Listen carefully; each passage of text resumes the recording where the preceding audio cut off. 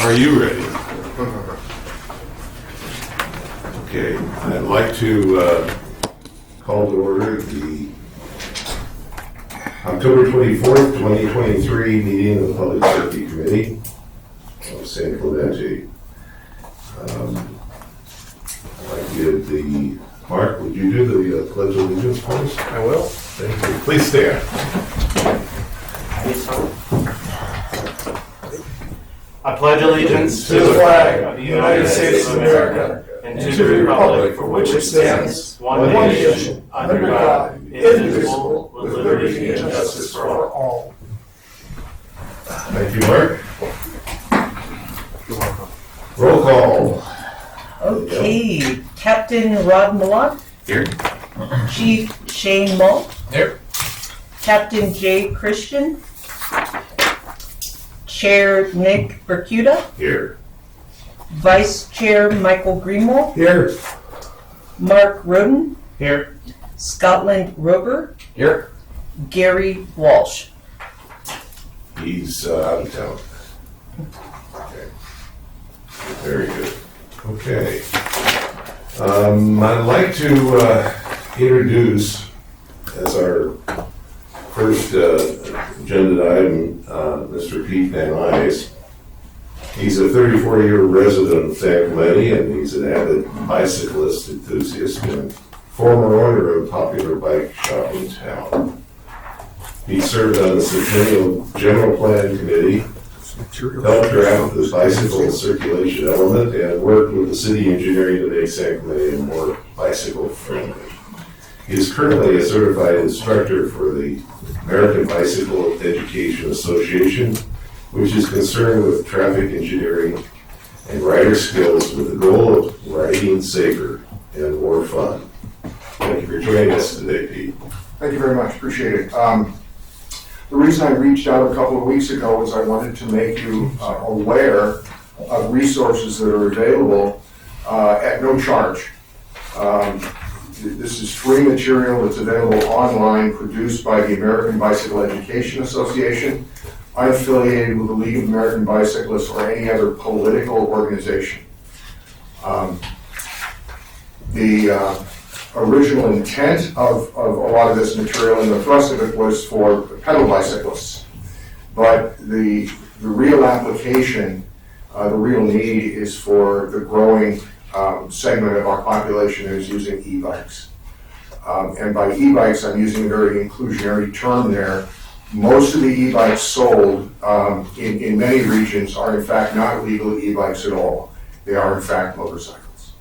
So let me refer to some quick notes. I didn't want to create a whole presentation here because I just wanted to respect your time. There we go. Sorry. Perfect. Well done. The first thing I want to offer is an opinion of mine. And it's shared by a lot of other responsible bicycle advocates. Despite what you may have heard and despite section 312.5 of the vehicle code, e-bikes are not bicycles. If they were, they wouldn't sell in the numbers that they're selling in now. E-bikes are of appeal to Americans because they have a lot of the advantages of bicycles, not only for the rider, but for cities and agencies that have to deal with them. E-bikes can solve parking problems. If not solve, at least reduce the parking jams in a lot of cases. E-bikes have the potential to substitute for automobile use in a lot of cases. And this is very obvious in this town. You'll see ladies taking kids to school in the morning now. They're not queued up as much as they used to be. Around the elementary schools. The longer those queues, the more dangerous those queues are to pedestrians and bicycles. So encouraging the positive aspects of e-bike use is a good thing. The problem is that these bikes are producing a tsunami now. The power of the marketplace is just overwhelming the ability of law enforcement and local agencies to cope with some of the negatives. This is why we believe that education is one part of the solution to the problems that the city may be experiencing. So the materials that we're making available today, again, at no charge, they're available online. A lot of the stuff is available for download. I believe a couple of weeks ago when I reached out, first I included some links. I don't know if you've had a chance to explore those links, but those links will bring you to PDFs, which you can download. The material that I've given you today is some of that, some of those PDFs.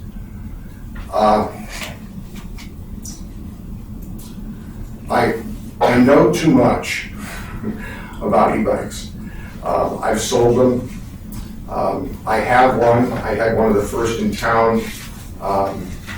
Small factoid, if any of you remember Fred Schwagels, I think he actually had the first e-bike in town going back maybe 15, 20 years.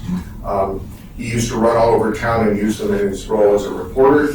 He could park anywhere he needed to. They brought all the benefits of a bicycle, but he was able to arrive at his destination not sweating like a pig, which is one of the big attractions of e-bikes these days. I believe we have a couple of, if you want to roll that beautiful bean footage. You ready? You want me to just go? Yeah, go ahead, sure.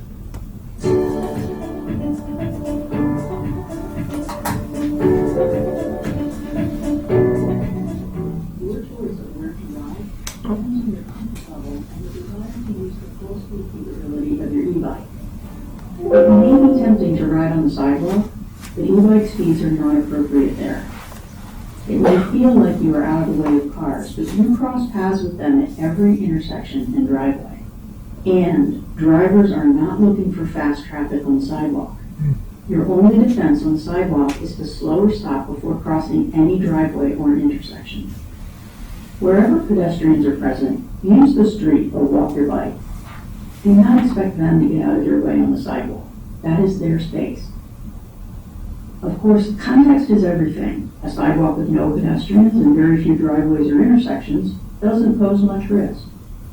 A shared use path is a car-free option. A path where few other users can provide a quiet escape and a quick route into or across town. A path that is crowded with a mix of other users can be an obstacle course, requiring much lower speeds than your e-bike is capable of. Treat pedestrians and slower bicyclists respectfully. Announce your presence. Don't brush past other users or thread the needle when there's oncoming traffic. Slow down and wait until you are able to pass with plenty of space. When you want to use the full speed capability of your e-bike, the road is a better option. Some roads have bike facilities. Some bike facilities offer a comfortable place to ride. Some require slower speeds than your e-bike is capable of, and some are hazardous at any speed. Bike lanes are the most common on-road facility. These lanes are separated by a paint stripe or buffer and have a bike symbol on them. Some states have laws requiring bicyclists to use bike lanes, except to avoid hazards, prepare for a left turn, or avoid right turn conflicts. When bike lanes are next to on-street parking, they should have a buffer on the right to keep bicyclists out of the door zone. A bike lane in the door zone has more hazards than just dooring. One with a buffer on the right will help with some, but not all. There is a detailed lesson on the door zone in the 3 Essentials course. Leaving the bike lane is the same as changing lanes. Scan, signal, verify it is safe, and then merge into the travel lane. Side paths and cycle tracks run along the road and may be separated by posts, parked cars, or curbs. They may be one-way or two-way. Intersections may have special signals for bikes offering protection from turning cars. This protection comes with delay, mostly for bicyclists. Driveways will not have such protection. They require a slow approach and a thorough scan to reduce risk of being hit by a car entering or leaving the road.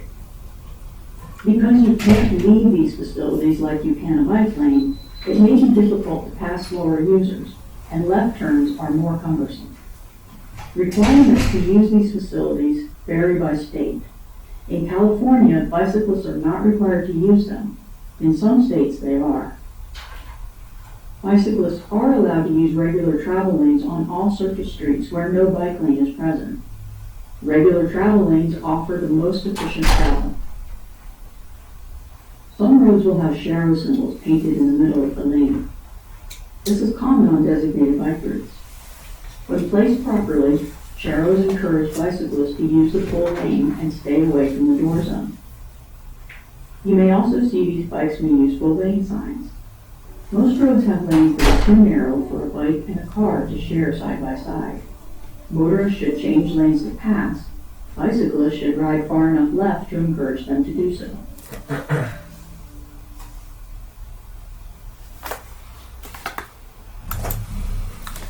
So the next one is speed and crash risk, which is very important for young people on e-bikes.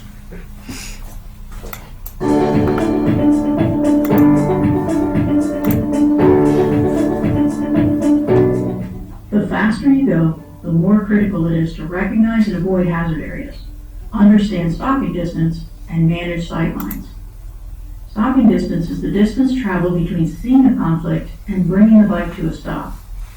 Perception reaction time is the time it takes to detect, identify, and decide on the appropriate crash avoidance response and initiate it.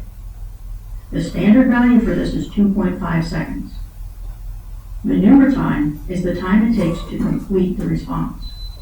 So we need to know the distance we cover in 2.5 seconds, and then the distance required to bring the bike to a stop. That distance will vary based on your weight, the weight of the bike, quality of the brakes, and your skill. At 10 miles per hour, a bicyclist travels 37 feet in 2.5 seconds.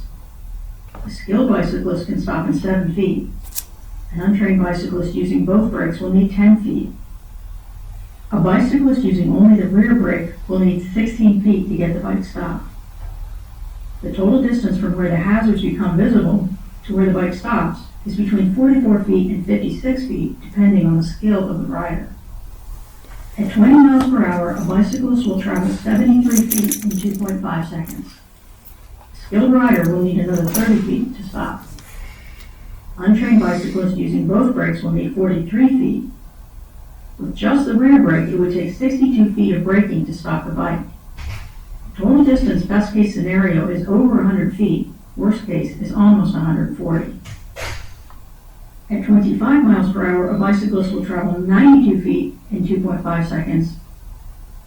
Best case stopping distance is 142 feet, and the worst case is 192 feet. A Class 3 e-bike can go 28 miles per hour, and any bicycle can go over 30 miles per hour downhill. With that in mind, we need to think about our operating space, visibility, and vantage the same way a motorcycle driver does. We can improve our reaction time by knowing where conflicts happen and being alert to the conditions that create them. We can reduce braking distance by learning effective emergency braking techniques and keeping our equipment maintained. Thank you. So those are a couple of the videos that are available online, free. She also referenced the basic course, which is right now heavy on pedal bicycle application.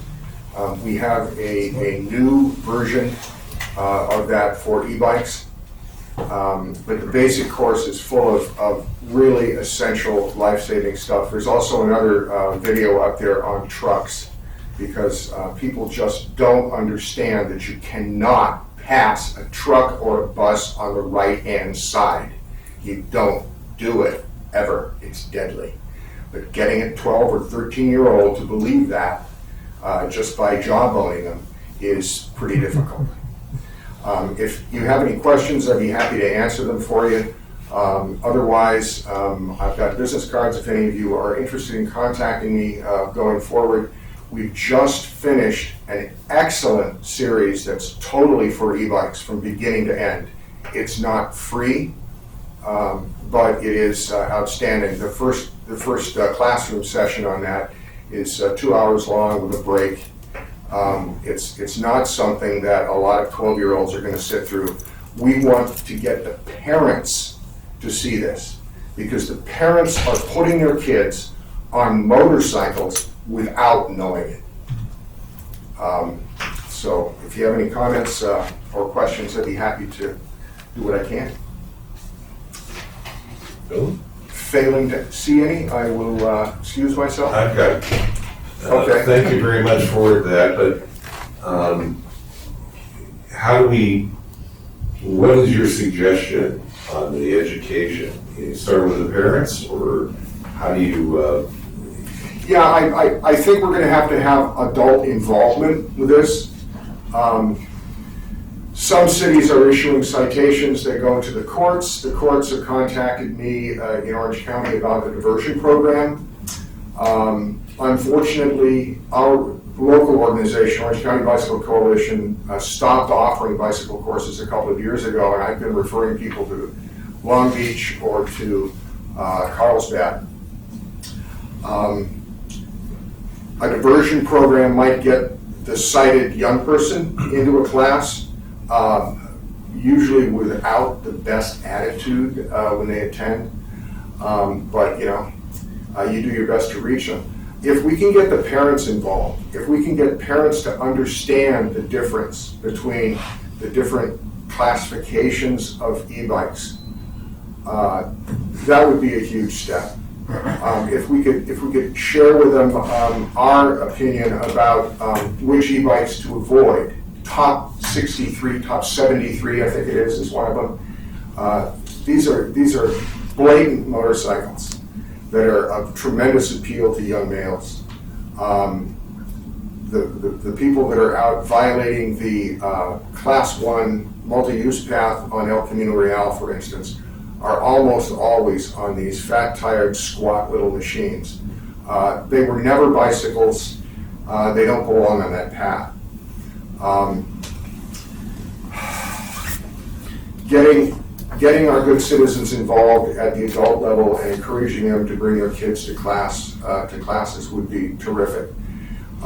Again, it's free. Just read the material online. If the city wants to provide some kind of certification, if we want to contact municipal court and say, San Clemente now has a diversion program, anybody cited in South Orange County, we welcome you to come into this program, that'd be fine. If you need my help setting that up, I'd be happy to get an oar in the water for you. Otherwise, I'm sure local law enforcement, you've got enough people to do that. I'm kind of curious why we don't have some class like that already set up. We've been lucky. San Clemente is a bellwether on these e-bikes. They exploded here before they did in other Orange County cities. Huntington Beach now has a crisis. I'm going to a meeting tomorrow. They're trying to figure out what they can do. Cities are hamstrung by vehicle code and their ability to restrict bicycles. And again, unfortunately, e-bikes are classified as bicycles. There's a mine virus in Sacramento. They passed the weirdest laws you've ever seen regarding transportation. We just dodged a bullet just a couple of weeks ago. They passed a law which would prohibit San Clemente from enacting ordinances to keep bicycles, e-bikes, off sidewalks. That would be no longer possible. Fortunately, Newsom vetoed it. This is the only time I've ever agreed with anything that Newsom has done. But wait, I'm sure there's more coming. I'm sure there's more coming. So, but I'm sorry, I didn't mean to get involved. Does that sound like a possibility? We should be interested in getting adults involved, making this available. Get some coverage for these free programs, for instance. Help the folks down at San Clemente Times. I know the publisher down there. He's probably interested in giving you some ink for that. Thank you. We in fact are, we have that on our agenda later on to take care of it. I just had some questions for you. Okay, so, sure, it's a hot topic for us, and we want to do what we can to recommend the proper way to address that to the city council. Cool. Thank you All much. right, thank you Okay. so much. Pete, hold on, a couple more questions. Are you aware of any diversion program, online diversion programs, similar like you can do a traffic school online? Is there one that you're aware of? No. Not Right yet. now, But right now, no. Okay. That I'm aware of, but, you know, I'm out to lunch. And the reason I ask is because we're, as Nick kind of hinted at, we're working on but what type of municipal codes we're going to create related to e-bikes or what have you. And then also with legislation that's happening, I see you guys, you have these here and panelists. Will you guys be putting out a cheat sheet or a pamphlet for the new legislation that hopefully, or I not think hopefully, the one in your hands there has the latest bicycle relevant vehicle codes. but typically new laws go into effect 1 January, so Yeah. anything that they're working on now would go into effect at the first of the year. So I was just wondering, will you guys put out an update or have an update? You've got it in your hands, I So think. this is for the new stuff. Yeah, Okay. I think, I'm pretty sure I printed the right one out. It's got a revision date of September 23, Okay, Yeah. so that's Yeah, that's correct. Yeah, Okay, good job. all right. cool. Great information, thank you. Thank you much, Thank you. folks, appreciate it. Thanks for everything you do. Well, thank you. You've been very helpful in the community for a long time. Thank you. Thanks for being the thorn in the side of a lot of people I know. All right. Any oral or written communications to deal with at this point? So, The minutes. right. Oh, yeah, It's hiding it. good. That's next on the agenda is approval of minutes, or I think there's a Don't have a card? taking that. I can't do it That's right. because I wasn't here. Well, I move to approve. I'll second. I third it and say aye. Aye. So it's Done. and moved, approved, and seconded, and we're all good with that. All right. Now, we're going to oral and written communications. We had Jenny? I'm looking at her, and you're looking at her. We don't have any of the blue cards, so, Okay, so we raise our hand. and we don't say- use They those, just raise their yeah. hand. Yeah, that's right. Good afternoon, I'm Tom Streeter, and I would like to impose additional duties upon Danielle at no additional salary. And that is, I've heard that our private security people, when they're trying to enforce the e-bike laws on the bike path, occasionally the e-bikers are going so fast that it's dangerous for them to get in the way and try to stop them, so they're quite sensibly standing out of the way. And there's no way to track these e-bikers down.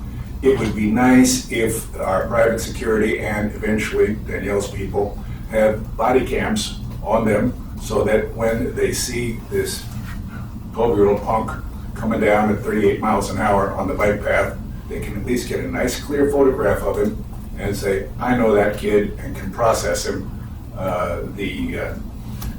The citizenry along the path try to take photographs of these people and publish them on Facebook. There's no follow-through on them. And Danielle's people will provide follow-through on them. So this is a suggestion, as I say. I'm imposing lots of additional duties on her at no additional salary, and I really shouldn't do that. Thank you. Thank you, Tom. Sir, would you, we're gonna keep our, we've got a 3-minute limit, so we'll keep our comments to that limit. Thank you. My name is Cameron Cosgrove. I live in Tolega. I want to talk about the park ranger program and compliance staff excavating it. I went to the city council in May, had public comments and made a case for it. They directed this committee to take that up. I've been kind of watching and waiting for that to come on the agenda. I haven't seen it, so now I'm here to talk. I prepared a proposal for your consideration to put you in edit mode and to help you understand the point of it, the urgency of it. I know you guys are experts, but you don't live in every aspect of the community, so I'm here to let you know it's really needed. The way I look at it is you have two parts of town from public safety. You have the tourist area and you have the residential area, and their needs are completely different. But we have one size fits all, and it doesn't work. If I call the police for nuisance problems, it's a joke. Flat out. They're not coming. What does that mean? It means resident-to-resident conflict. It means anger. It means neighbors fighting. My neighbor has been vandalized multiple times because of it. Glass thrown at him, bottle rockets launched at their home. This is serious stuff, yet we do nothing. I have a sense of urgency to get this in front of you, to have you put a recommendation together, because it needs to go to the city manager and city council for a budget. We need to bifurcate our enforcement so that we have additional law enforcement mechanisms besides an armed response by OCSD. I love the sheriff's department, but they are limited, they're expensive, so we need to have options. It seems to me that expanding the park ranger program, giving them citation authority, giving them the opportunity to liaison with officers so they can get an armed response when necessary, is the most cost-effective way of addressing nuisance problems. And in the tourist areas, closing the beach, dealing with the homeless, dealing with loitering, vandalism, identifying graffiti, that's another area that they can be put to use as well. So I'm here to let you know that I have put together a proposal. It's many pages long. I've thought about it. I tried to email it to you guys, but it might have been before this version of the Public Safety Committee was formed, so probably went to the old one. Happy to get it to the new one, but that's my pitch. Wonderful. Thank you. Yeah, I think we're right with you on that, and we're looking very, very close at recommending the park rangers in a little different context to do exactly what you're hoping that they will. So Good. It's not falling on deaf ears. Okay. I can tell you. Great. Right? And if you would, I think I saw that PowerPoint. Mm-hmm. Yeah, that's what I wrote it in PowerPoint, yeah. It was brilliantly done. Thank you, sir. So if you'd send it to us again so we can all make sure we see it, Will do. I think it gave us a good path to follow, and we definitely want to make something happen.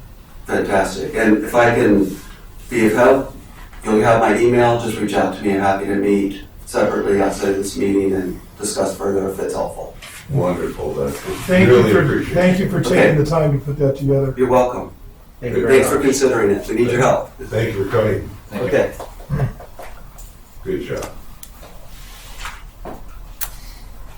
Well, the next item here is the Cure Ambulance Performance Report. So if you go down to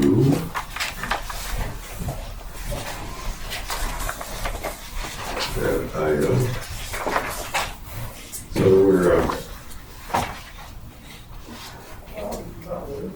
what we're trying to do is to look at statistics and find out, are they within the goals that the city has set for responses for the ambulances.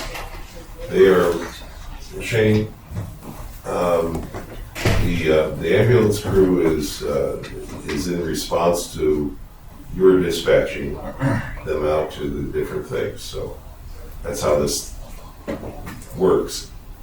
So, Correct. Yeah, when the 911 call comes in, they get dispatched through our dispatch center. right. And the BLS, I guess they're dispatched the same way too, if there is such a thing, you know, or is it all 911? The ambulances in this city, specifically the two ambulances contracted with the city, they only go on 911 type calls. They don't do like inter-facility transports or private ambulance transports. Right. So yeah, they just get dispatched with fire engines. Okay. Got it? All right. You have any comments on that? I do. So you and I have met and worked on analyzing this data. The most recent data that we had available at the time was Q4 2022 and Q1 2023. We worked through the Excel version of that, tried to analyze from our side and see if we were coming up with the same numbers. I employed the help of, fortunately my wife is quite versed in Excel, and employed her help to continue to analyze and get to see if we're getting the same numbers with the compliance to our contract, which is 10 minutes or less on code 3 responses and 15 minutes or less on code 2 responses. What I'm getting from that data that we had, the raw data that we had from Falk, were numbers that were close, but not exactly. It brought up a couple questions as to how they're getting to their numbers, what exemptions they're getting, how they handle, I think probably specifically the cancellations. Either canceled en route or canceled on scene, or do those count toward their response numbers? Or are those just vacated, or how does that work? And so now we have been made available the Q2 2023, and I think it'd be nice if we could request from Falk to get the raw version of this in Excel, and then we can continue to analyze. And then I also, like I said, have those questions as to how they're handling their statistical analysis, specifically how they're handling their cancellations. Scott and I are the subcommittee on statistic information, and so what we'll do is to not only ask them for that data, but we'll also how they tabulate that. So that'd be good. So we'll be contacting them on that. Okay, now we're going into the I still have the question that I ask every time we look at these. We need to have somebody that can either rewrite the contract or have Falk delineate the contract to exactly what we're supposed to, expect from them. Okay, because we can't hold them to anything right now. You're right, and we've actually had opportunity to reach out to some of Shane's counterparts at OCFA, Chief Campo Bianco, who's a subject matter expert with Fire Authority on ambulance contracts. Our contract is in effect until I believe 2026, so there's probably not much we're going to do with it until then, but at the point where it is time to renew or put it back out to bid, I know Fire Authority and probably Orange County EMS Authority would like that to get those ambulance contracts much more unified and consistent across city to city, county, within the county, contract cities, unincorporated areas, and make that ambulance contract much more consistent, so that we're not having to reinvent the wheel. Writing an ambulance contract, I can tell you from my paying job, is very, very complicated and very, very specific and can get very, very political. So I think it's a great idea if we can bring in those subject matter experts from Fire Authority, partner with the subject matter experts within the ambulance community, and then the local EMS authority, and really define what an ambulance contract includes and what it doesn't include, and how the data is analyzed and processed to come up to determine compliance with the contract will be really key. That's a really long answer to, I don't know if I'm going to get there. And I understand that, all right. However, I really think that we should be able to call Falk in here or into a meeting, not into the general meeting, but into a meeting, and say, hey, wait, let's go through the contract here. We want to understand this, okay? And get them to commit, okay, to what we should be looking for. See if they make the mistake of, getting exact numbers somewhere that we can rely on, and then we don't have to wait till 26 to have a number. And if nothing else, let them know that we're really watching it. Absolutely. So a question with regards to doing the contracts like that, how far prior to expiration do we put it out? Do we know? For that contract? Yeah, so like expires when in 26 fiscal year? Is this something we would put out like 6 months out to other companies, like, hey, you want to bid on this? I'm not sure how the city does the contract. This was through the city manager's office, this contract, so maybe, offline, I can reach out to Adam and they could have a conversation, but as far as I think we did have one of their representatives come to one of our meetings. I think that's as far as we can take it at this point, just listening to what Scotland said, that that's something in 2026 that we can really renegotiate. So I agree and I understand that. I guess my question lies in the idea that, so we don't, because in speaking with Scott offline, it sounds like the contract's real thin. It's not very detailed, correct? So to avoid that problem moving forward, after, consulting attorneys, what have you, it looks like maybe the city should preemptively be working on it, even on what they want as goals or what have you, prior to even putting out for a bid, because for all we know, Falk might be like, we don't want to be involved in a contract like that where we actually have to answer your questions. I know that's kind of far-fetched, but I'm just using that as an example. So I think if we are going to want a more detailed contract, I think the burden is on the city to establish what that more in-depth contract's going to be when we put it out for bid in 2026. So maybe end of the year 2025, it's going to have to, somebody in the city is going to have to start putting on paper what it is we expect. Can't just wait till the last minute. Yeah, that may be just, I've read that contract and they re-upped it all the time. And really, I don't think anybody really took a deep dive on the thing. And because it's just changed some of the verbiage on the thing. For example, these, code 3 responses within 10 minutes, that's a goal. Yeah. It's not a hard, fast thing. It's a goal they're trying to reach. Is that good enough for us?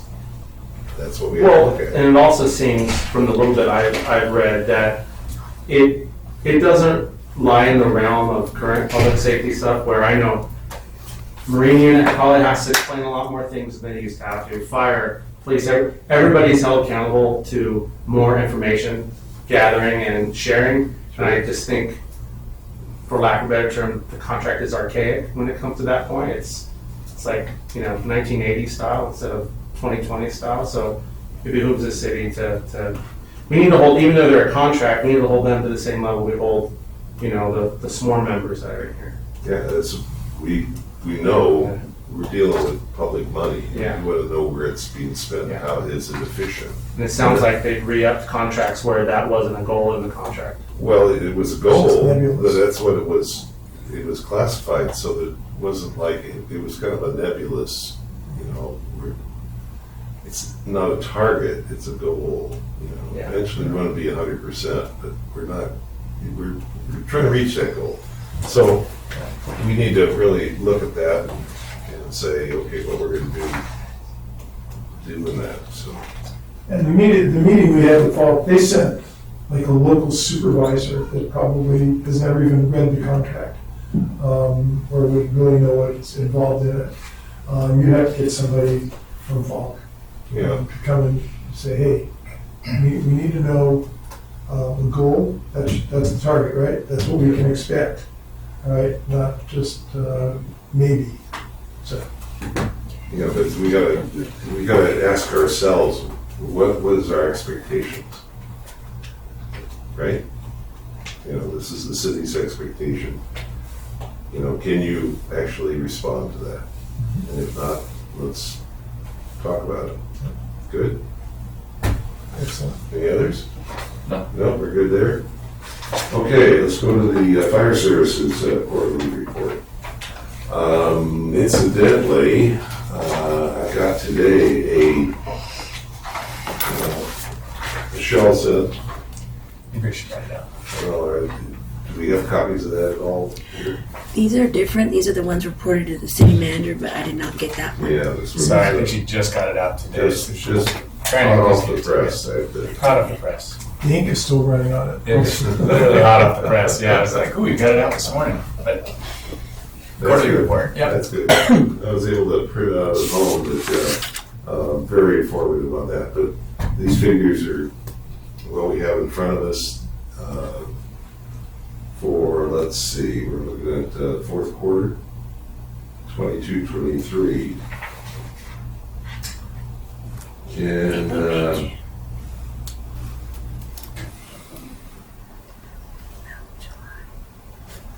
give us a kind of an overview of these numbers?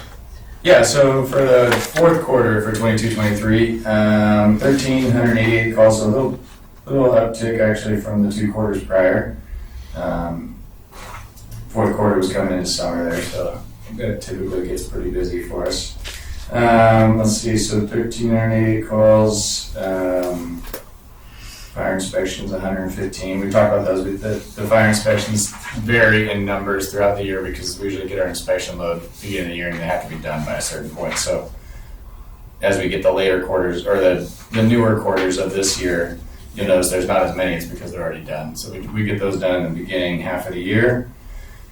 Let's see, our average response time for the fourth quarter was 6:59, which was the best of all of last year, which was really good. We've been hitting response times really hard, so that's time dispatch to average on-scene time. So actually time of call coming into dispatch to on-scene time. So actually that's really good response times for us that quarter. Let's see, and all the inspections, 5-day plan checks, 10-day plan checks, our plan checkers work really hard to get those done on time, so it looks like they're getting really good percentages there.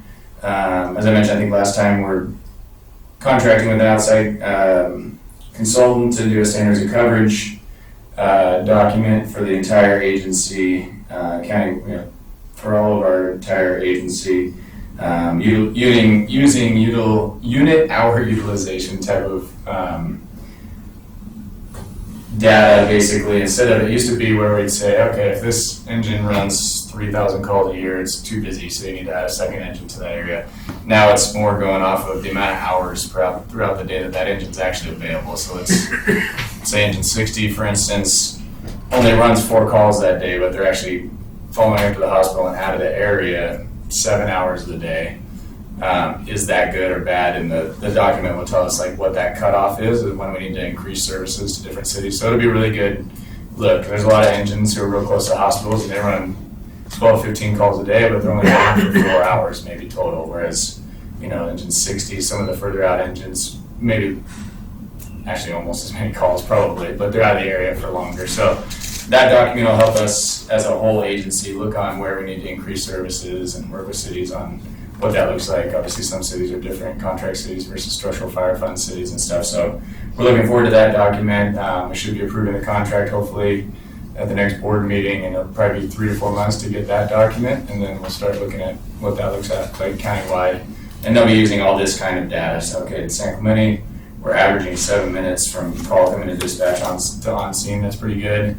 But is there a way we can increase that? So it'll be a really good document for us. So. Okay, as we all, we're real sensitive to this holding the wall thing. Mm-hmm. When you have the rate going with the ambulance to the hospital, and hospitals impacted and either on diversion or can't be on diversion type thing. That patient can't be pulled into the emergency room right away. So that leaves the paramedic either to sit there. How does that impact this response time? Because if you take a break out of the service, right, obviously that's going to give you an impact there. Yeah, so the wall time issue is an issue because you can't abandon your patient, right, until it's handed off to proper care. So it does cause issues when there's extended wall times. COVID was really bad for wall times, as we all know. They've gotten a little bit better. The units here in San Clemente actually, typically, unless it's a really acute call, will send one paramedic to the hospital in the ambulance, and then the engine will stay in service in their area as a paramedic assessment unit. So they'll still have paramedic gear and a paramedic on the engine, and they'll stay in service. The times when engine 60 specifically, when they're going to go to the hospital and they're going to be hung up on the wall for a little bit, we'll move another paramedic engine down just because 60's area is so busy. We usually, our dispatch center notices that hole and fills it real quick. They'll check with the engine, hey, how long do you think you're going to be? And they plug that hole because that's a big hole in the south end. So, but yeah, wall times are tough, and a lot of times we don't have much control over it. But we do try and just send the one paramedic whenever possible so that we can at least keep an engine here to initiate treatment, paramedic treatment. It has all the drugs and the monitors and everything to do all the paramedic stuff. And then we bring another paramedic unit to take them to the hospital if that's another ALS call. So wall times are tough, but fortunately not as bad as they were during COVID. Yeah, and getting that paramedic that's holding the wall when he's released back to his engine.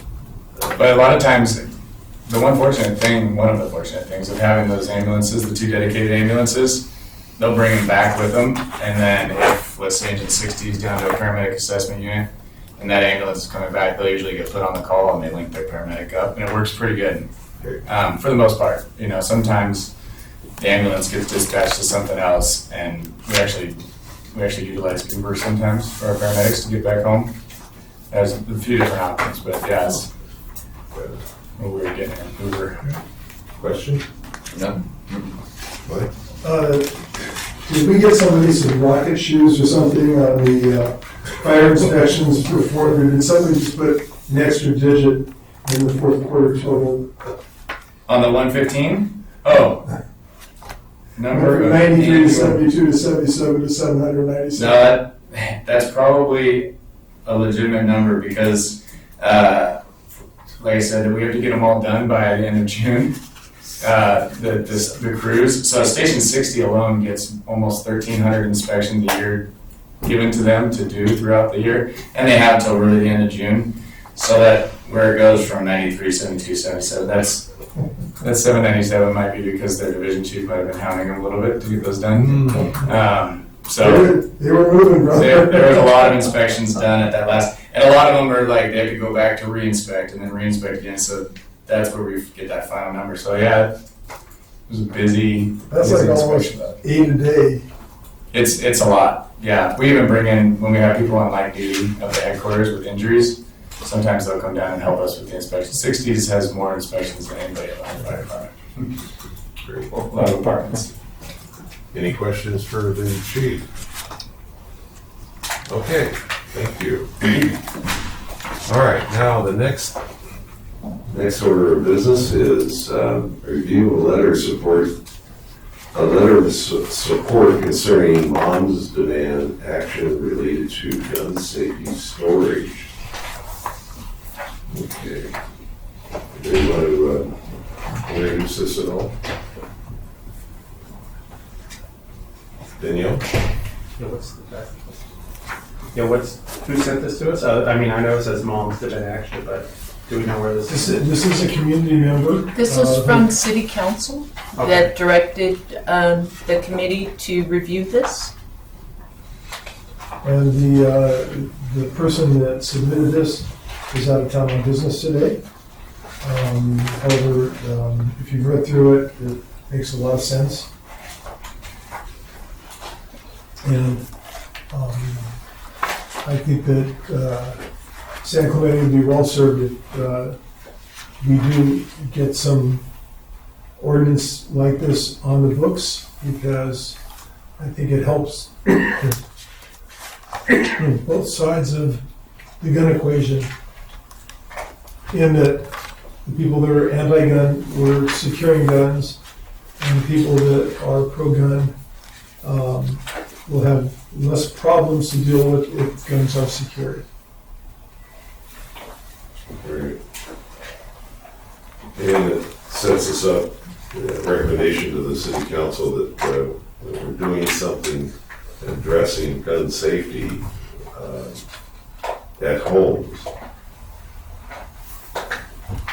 And by having the council make it public on here, if they choose to do an ordinance on this, we'll get some publicity on that and gun awareness of when you're at home and you have this rifle, gun, whatever, you can have it. Just make sure that you have complete control on this thing rather than just laying around and your kid there pick it up from school or wherever. So.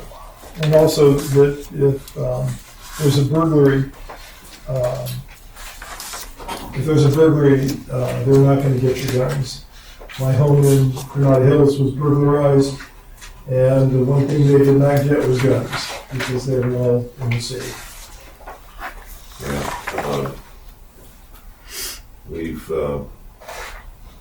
We know how important this is because we've seen the results of not being able to control your weapons, so. Would you like to make a motion that we, I move that we submit this to city council. I don't see any place where I could add or subtract from this. Open to any of the community members that might want to add verbiage or subtract something, but I think this was really well done by the proponent. we have a motion? Well, hold on one second. Okay. The only issue I have with this is section 1A4, where it says unloaded. Well, obviously the gun's not usable if it's not loaded, and with the advent of biometric safes, what have you, I don't know that this is fair right here for a lot of gun owners. I mean, I don't, so this is demanding that they be unloaded, and if you look, so obviously not one in the chamber, one in the cylinder, but then III in the magazine of the firearm. Well, if you have to keep it separate, you know, I mean, a lot of responsible gun owners, like I said, they have the biometric safe where, you know, you put your thumb or what have you on it and you pull out a loaded gun, because as we all know, the few seconds count, right? Right. So I do have issue with that. I mean, otherwise it's very intelligent and it's common sense, but I think maybe that's a little over the top when they define, when they require that it be fully unloaded. Now, I can understand saying if you're going to have a trigger lock only, that it be completely unloaded, but if you have it in a secure safe, having it completely unloaded is kind of a little aggressive.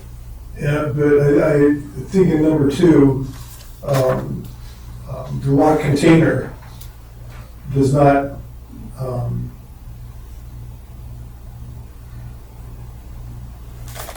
state that it has to be unloaded.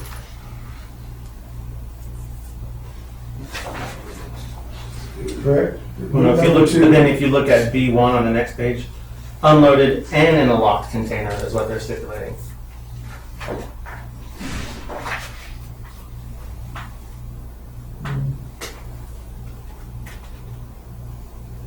Well, that's, if you don't have, look at B2, if you're not carrying on your person or immediate possession, you know, Yeah. that type of thing, you know, then it's loaded and ready to go. Okay, so you could have it under your pillow at bed at night. But Well, if you're not in your room, but if you're not in your room, you go to work, Correct. you're not gonna leave it there. Yeah. That's, I think that's what that's saying. But nobody's in harm's way if you have a semi-automatic pistol loaded in a locked safe. So that's what I'm saying. I That, see. saying it's unloaded in a locked container, they might mean like a hair. It just seems to be more specific. You know, if we have it lawfully in a wall safe, then it's loaded. Nobody's getting to it. There's no safety issue.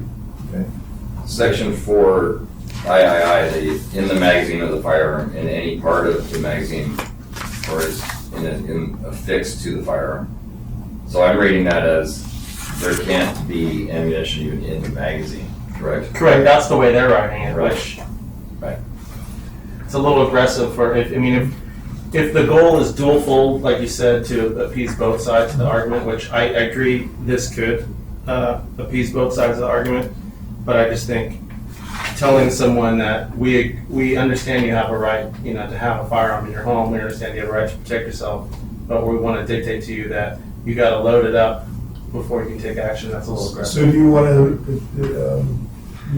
propose an amendment to this? Yeah, I would say that loaded in a locked, immovable. I mean, I don't know how we want to not a carryable container. I would propose that we leave the proposed ordinance as is, and we just delete that section III.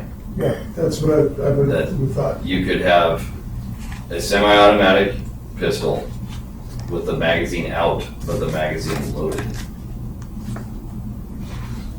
So in the definition of what unloaded means, we just take out the part that the ammunition cannot be in the magazine. That would allow someone to have the ammunition in the magazine, in the locked safe, next to the unloaded firearm. Then would we have to Saying take that right? out B1 also?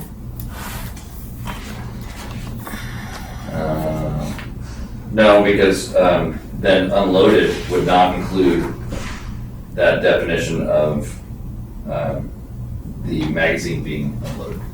However, if it's in one of the biometric safes next to your bed, okay, it would be loaded. My bigger concern is not on your nightstand or what have you. I'm saying is it, like Nick had presumed, you're away from home, you're wall safe, locked, nobody can get into it. There's no reason the magazine has to be out. There's no reason there shouldn't even be one of the two. It's just overly aggressive because if I want and need that gun, I mean, there's a reason cops don't carry guns in their belt and then have to do like TV and have to charge it. There's a reason for that because it's unsafe. When you need a hammer, you need a hammer, right? You don't have to put the camera together. So I just think that whole section on unloaded and in the locked container is unwarranted. And I just think maybe the term locked container is too vague because you can have a locked container that you can walk around and Yeah. I'm not comfortable with that. I don't think every person should be able to walk around with a locked gun in a briefcase. I mean, a loaded gun in a briefcase, but when you got secure bolts to the wall or the ground, it's a non-issue. So that's what I'm saying, we want to take B1 out also. Well, if you're gonna do that, you might as well take A4 out altogether, because the definition of unloaded, you know, if you got a wheel gun, Yeah. a revolver, you know, you can either, like this one with the semi-automatic, Yeah. you can store it in, it looks like you can store it in your safe, as long as the magazine is not in the gun. Okay. And nothing to the chamber. I mean, it's right next to it. So I agree with your sentiment, but now that I'm reading this, so that's the definition. So we agree that all I through III, they do meet the definition of unloaded. Right.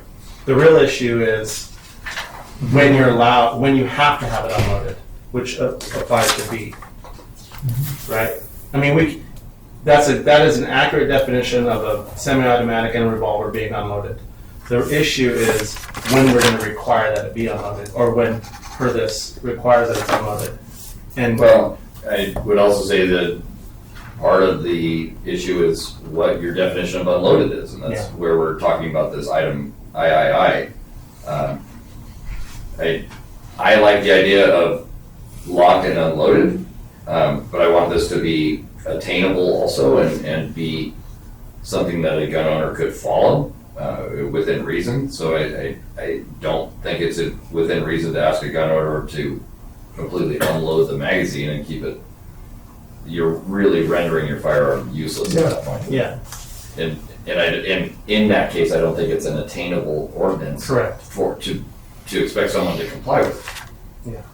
So I would feel more comfortable with unloaded in a carryable, I don't know what the correct term would be, like a small, but it shouldn't have to be unloaded in a fixed locked container. That seems a little overkill. Well, unless you're carrying the thing, or you have immediate possession to it. I mean, so it's just storage versus I'm ready to use this. Correct. There should be a back door for people to have it loaded and ready to use, not on their person, as long as it's locked up. Could I make a proposition here? Sure. You three committee members all have law enforcement background, and I think that committee member Roden has shown quite an ability to produce some draft ordinances and proposals. Could we table this Yes. and maybe you three guys or whomever put their heads together as to what an attainable, appropriate proposition for an ordinance would be. I think that we are all in alignment that this is valuable and could be a good recommendation to council, but we want to tailor it so that it's, again, attainable and enforceable. I agree. Yeah, there's no sense in passing a law or a code that it's So going guys, we would continue this, not table it. Sorry, to be. Okay, I used the wrong term. let's continue it then. Continue. I second that. You want to do that, Want to make a motion? We got a motion on the table, no second yet. Well, I just said I second it. Scott Oh, Scott Okay, stated I his didn't, motion. I didn't actually But make a motion. which motion? His was originally was to, so you're amending, or want to amend the motion, okay? Or we'll just vote on the motion and vote it down, well, and then go no. to. Well, what was No, only.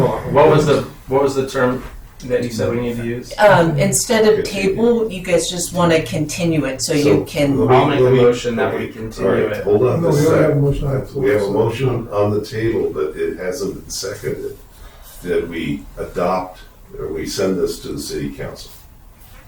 And I'll Is withdraw there a it. se- is it- I will withdraw that motion. Okay, so it dies in a second anyway.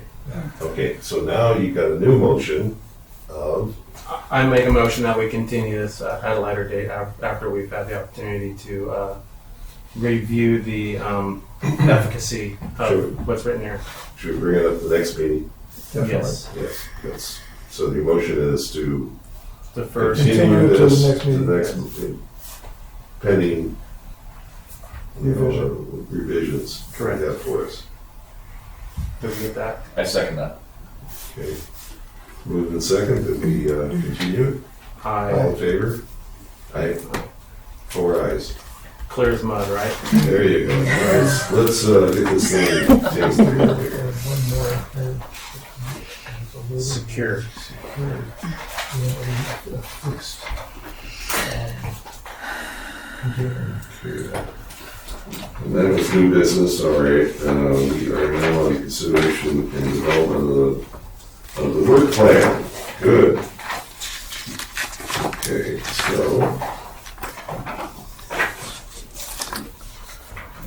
So in years past, what was done, and it seemed like it was a very effective way to kind of work through this process, is that each project name we'd read through, and if anything had changed or it's no longer applicable, that we document it on this form, and that seemed to be the simplest way to go about it. Let me know when you guys are ready. For ours.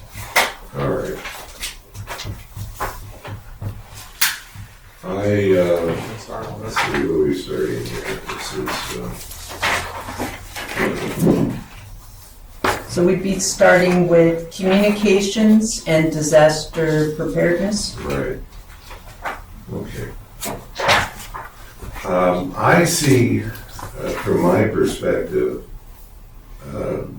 since I'm the subcommittee kind of guy on this one, my recommendation is to continue it. And because it's an ongoing type of a project. And we're going to be looking at a number of different things that will be related to disaster preparedness. Hopefully we can get that item that you can get a disaster planner on board. Which will be Should on we the add that agenda. to the plan, actually put that in there, Nick? I don't think at this point, this is, we're looking at the stuff, but as far as making that, then we'd have to change it again because that's already been filled type thing. So this is, I think we're good here. Okay, all right, So that falls under vaguely what's there. yeah, Yeah. just get Any other suggestions on that particular item? No. Anybody, so that's the recommendation to continue that one.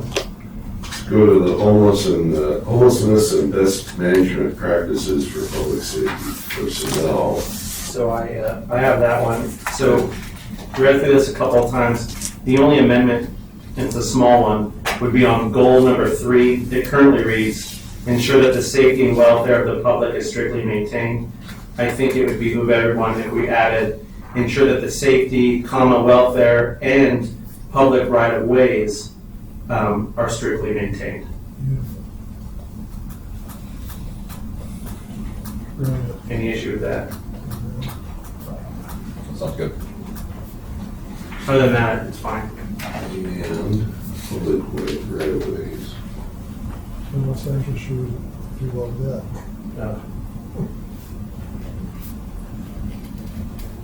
Because, I mean, the way it was written before, you can make the argument, well, if you're in a wheelchair, it's safe for you to go around, but should you have to go around? No, I should be able to wheel down the sidewalk. Right. So we continue that with the recommendation of changing that particular, just an addition, Yes. a few words. Any comments? No, I support that, That's that good. change and the continuation. So let's go down to legislative review.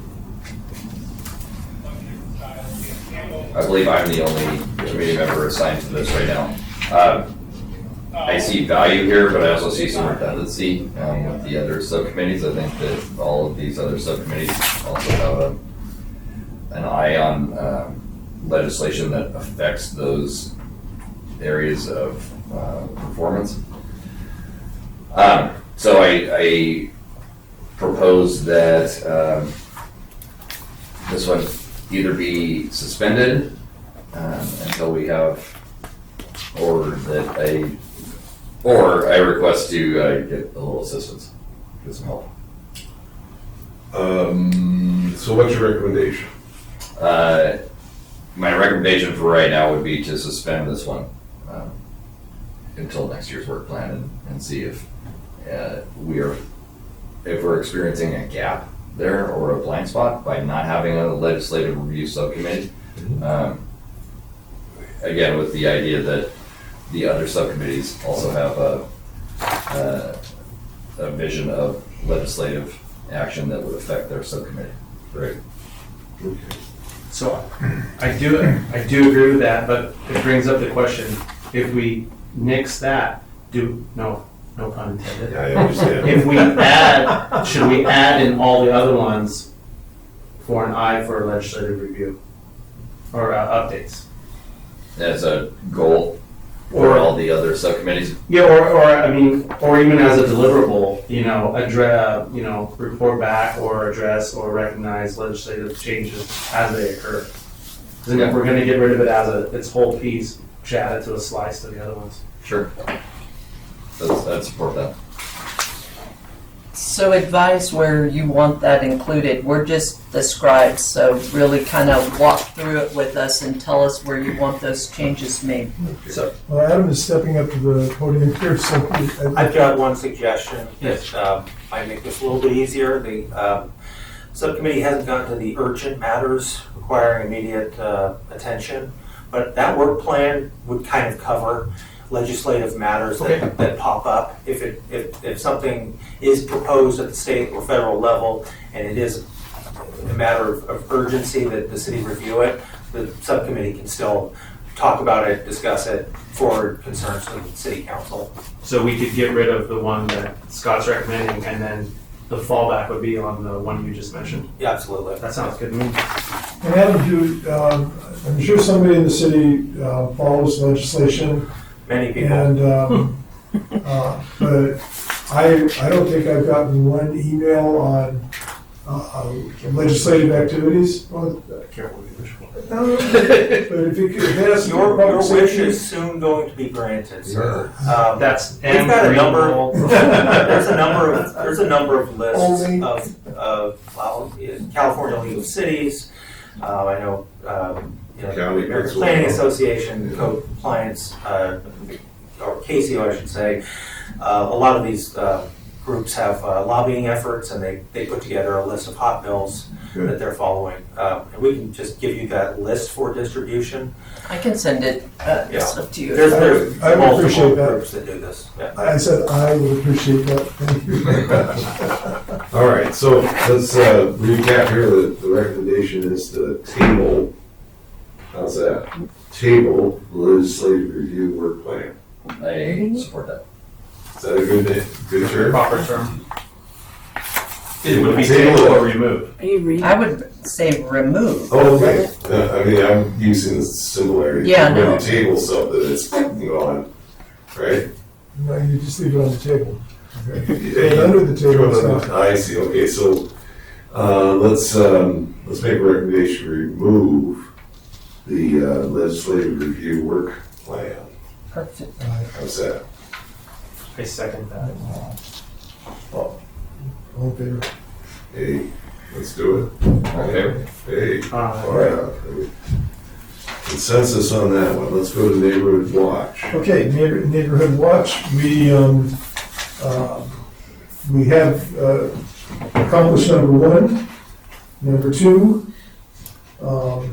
number 3, number 4, number 5, number 6, are in the works. I mean, we're working, we're growing them. Right. Number 7, we would also like to think about getting with Ryan and Jay and maybe making a short video involving some of the block captains talking about what they've done and what it's meant in their neighborhoods, and put it on the city website under Neighborhood Watch. So if somebody clicks in and wants to know about Neighborhood Watch and what they do, the video would be there saying, okay, in our neighborhood we did this, in our neighborhood we did this, and you too can do it if if you did your neighborhood fault. So being that you accomplished a number of these goals already, do you, No, I think we leave on because, I mean, if Ryan leaves, we gotta get somebody else. I think they're all working items. I think that, I'm gonna defer to Adam, if you're still available.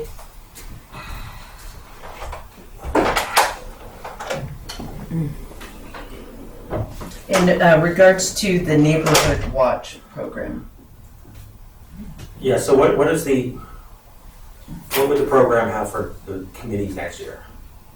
Well, number 1, identify a program director, city staff member, OC, okay, that's Ryan, he's on board.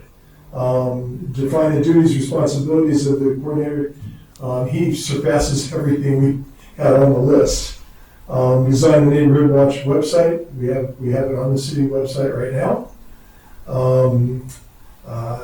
The number 4 is the one that I talked about the video, if we could do that. Ryan does have flyers that he and I both hand out. We are recruiting block captains everywhere we can, but we have a huge city we could probably use 1,000 more block captains. And then determine we've already determined the date and we are doing it. So So if we're down to creating a video, that's something that staff and OCSD together can accomplish that. And I mean, as far as recruiting additional block captains, I don't really see that as something the committee would be involved in. I think it's just more direction for okay. for Ryan. But this could be something that the committee just asks our OCSD representative for an update from time to time, and if for some reason the program is not marching along as originally intended, it could be addressed at a later date. So we can leave number 4 in? oh no, I think what he's saying is we've accomplished, Well, we haven't accomplished number 4 yet, right? But number 4 is the the video. video thing. but that's something that, is that? Yeah, that would be, we have a number of around town videos that the city's put together to cover various aspects of the city's organization.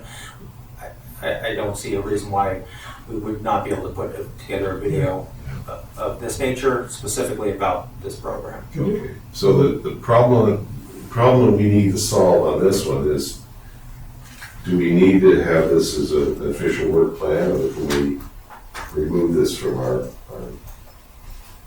I think we keep it in, because it's an ongoing program, and we need to keep an eye on it. If you would like to have it be an ongoing program that you're continuing to monitor, I would just take out everything that's already been accomplished. However, I can see a justification for simply removing it, as staff has gotten the direction for I'll say the remainder of that program, and then as part of the continuous meetings of the committee, updates can be provided by OCSD as far as that program. Once we accomplish them all, we can take it out. But I don't want to let it slip sideways. Well, here's How about, yeah. Go ahead. how about keeping this in the work plan, changing the goals to delete any goal that has been accomplished? Right. Keep any goal that has not yet been accomplished, and then adding goals of whatever you see as the owner of that part of the work plan. Growing the program by 10% a year, or whatever the new goal is now that the program is on its feet and operating. So Adam, don't go away, I got one more for you. So we can take out 1, 2, and 3. All right. 5, and change 6 to grow the number of Increase. increase the number of block captains and watch programs. Okay. With the goal of citywide. Yeah, that's the goal of expanding it citywide. Right. The Okay. question, yeah, the question I've got for you, Adam, on this work plan, it has, the project has anticipated to be less than $15,000 as far as a budget type thing. Do we still have to look at that? So, the work plan thing? as far as the funding for that, in the previous years, the committee had put an anticipated figure of 10,000 or so on that program, but the council never approved it because no specific expenditure had been identified. Since OCSD has provided Ryan, basically all the costs of running that program are within the OCSD budget, so I don't see any additional funding that's needed Okay. outside of that. Yeah, that's the thing, is that how critical is it to keep that figure in there in the work plan? You know, if we remove the whole work plan, does that budget disappear, or does it still work, you know? Yeah, currently those funds identified are not being applied because OCSD is covering those costs. Okay. All right, so what do you want? That's, I think we got it. yeah, we leave number 4 in, we redo number 6, and we move ahead. Okay. Great. Any Support that. thoughts? Good? Scott, you want any? Good? No, thank you. Okay. that's I great. think we're On gonna- number 7, we have determined strategy and date for implementation of program. We're gonna take We're gonna take that. that out. Okay. The only 2 we're leaving in are 4 and 6. And 6 is modified. Correct. So with the goal of citywide deployment. See that coverage. All right. Next one is statistical information. I think Scott and I got that one. Yep. Is there anything in there that jumps out at you? No, I think that this stays in as is. The statistical analysis and review is one of the charges of this committee, and so of course it has to stay in. I think that the work that we're doing is valuable and important, especially given the contract nature of a lot of these services. So I don't see any changes to this. I recommend no changes. Okay. Anybody else have any input on that? Okay, so we're, sorted it out. it's a, I think you guys sorted it out. yes. So I think we're gonna, anybody in disagreement of leaving it as is? Go ahead. Good. All right, new direction there. Human trafficking, Greenwald You and, know, human trafficking, I don't know how much anybody in this committee or anybody in the city really knows about human trafficking and what's going on with it. I mean, we have I-5 going through this place, and it's the main corner for human trafficking in California. People getting moved all over the state on that freeway. I met a person recently that is the I-5. I can't read it. Anyway, they're called I-5. right, The I-5 Freedom Network. So I would like to bring them in at the next meeting, talk to us about human trafficking, and then we can really kind of say, you know, what can we do, and maybe set out an action plan. well, I'll give you the background on the thing we've been heavily involved in the past with I-5 Freedom Network. Good deal. And in fact, there's a budget here that can help do that, encourage hotels, motels, massage parlors and those kind of things to be aware of, educate their employees on this stuff. What are we doing it? But the issue is, the task at hand right now is to revise this work plan, and this paragraph that's in here, it's supposed to be broken down to purposes of deliverables, and it's not, but I kind of see Mike's point is, you know. We need to find some We deliverables. so need some can- deliverables, and then, but then, and again, I wasn't here last year when this was written, so I don't know if they kind of, or whoever put this in here, is 1, 2, and 3 below in the estimated cost. Is that the goals? They just kind of put it in the wrong spot. That was the part I was trying to, I think couldn't make heads or tails of. I think that was, I'm glad you're back up the podium. Yeah. So a little bit more background on this. Over the past few years, the Public Safety Committee and the I-5 Freedom Network worked together to establish a program to deal with human trafficking. It had 3 parts to it. The first part was heavy on code compliance staff responsibilities, and that related to creating an inspection program, a proactive inspection program for massage establishments, among some other work to improve the information provided to the public about the uses. The second item was a hotel recognition program. That has not been done, and there was budgeted money in the last fiscal year. I want to say $3,500 Yeah, that's what it says. to provide for these hotel recognitions. And then the last item was related to providing outreach to schools and hotels, some other locations where I'll say potential victims may be may be present. And I don't believe that has occurred either. The hotel recognition program and the outreach, well, I'll give you one caveat to the outreach. We did a town hall that was identified in this program, a town hall meeting, I want to say last summer, in 2022, that accomplished one of those goals. But there's still a couple of those things to do.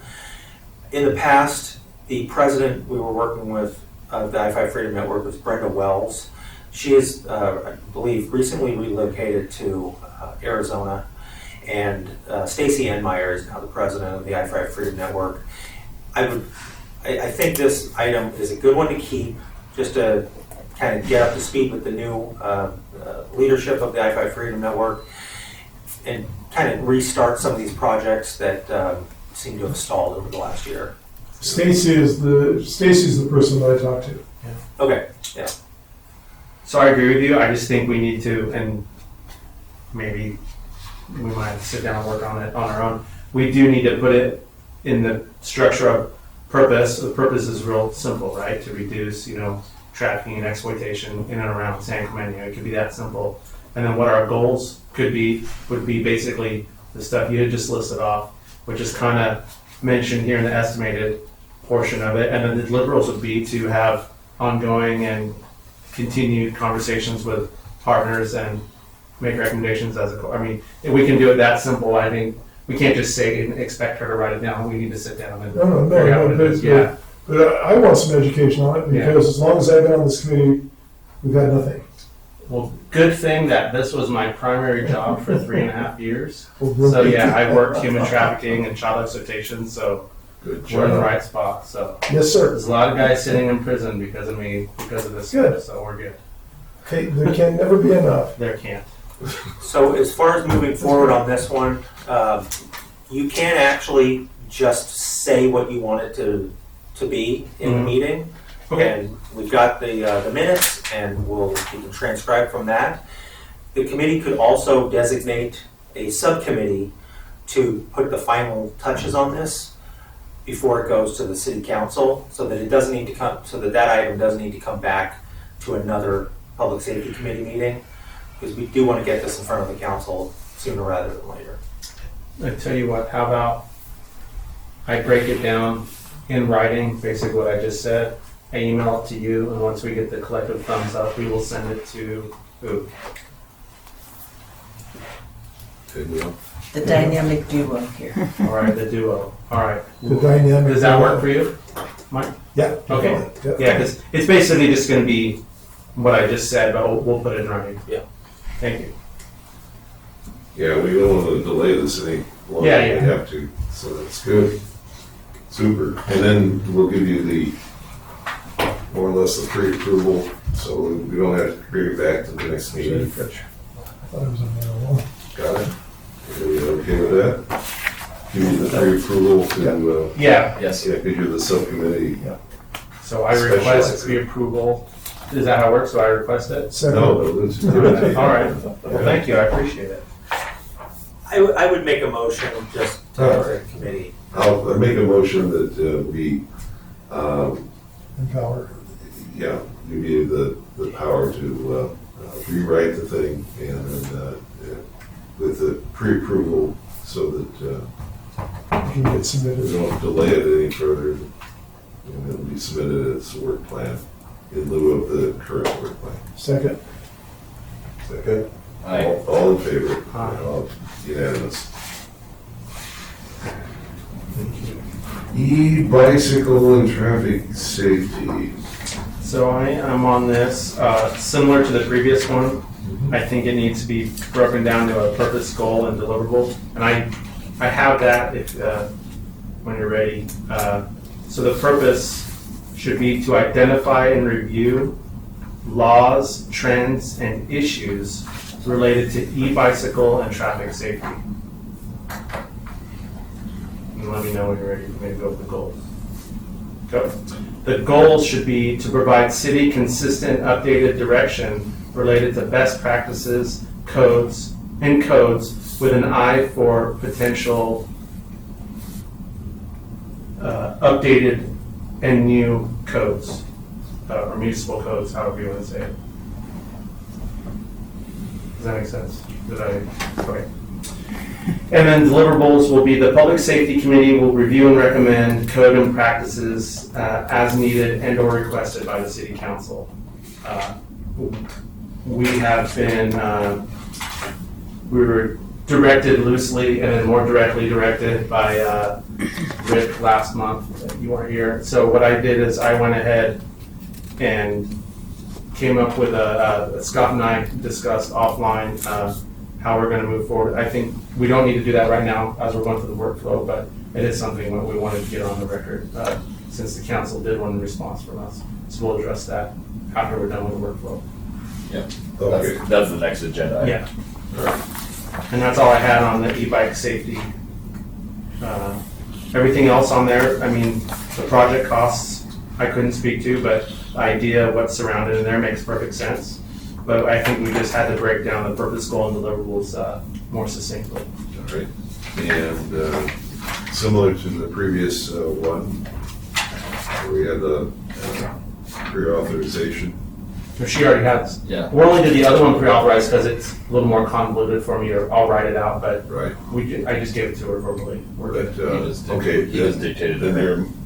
the motion is to Accept the changes. changes on that particular work plan, the e-bike and traffic safety. Second. Those are- Aye. It's all in favor. Do we need to? Do we need to motion that and do all that? No. No, Okay. not until we're done, because we have another one here, the technology review as well. Yeah. So until it's all, we don't make a motion until we don't do all of it. I think though, the one that you requested to do offline, that was appropriate for the motion, but other than that, we can just continue to move through these. For the human trafficking, yeah. Technology review, and that's, You and I. yeah, So the only issue I had with it was that the goal is actually not written as a goal, it's written as as an opinion, really. So I think a more realistic statement there for goals would be to be more efficient and cost effective through the identification and evaluation of new technology to enhance the delivery of public safety services. That's actually a goal, not an opinion. pretty succinct, Yeah, very nice, good job. that's it. Other than that, I don't have any issue with that one. And, yeah, because the technology is always there doing stuff, so we'll keep it up. All right. Good for the next one is review of urgent matters. Unless somebody has verbiage, you gotta keep that thing together. All right, good. All right, so formality is to make a motion to include all these changes that we've discussed. For the 2023 324 work plan for the public safety. for the Public Safety Committee. I second the motion. I'll second.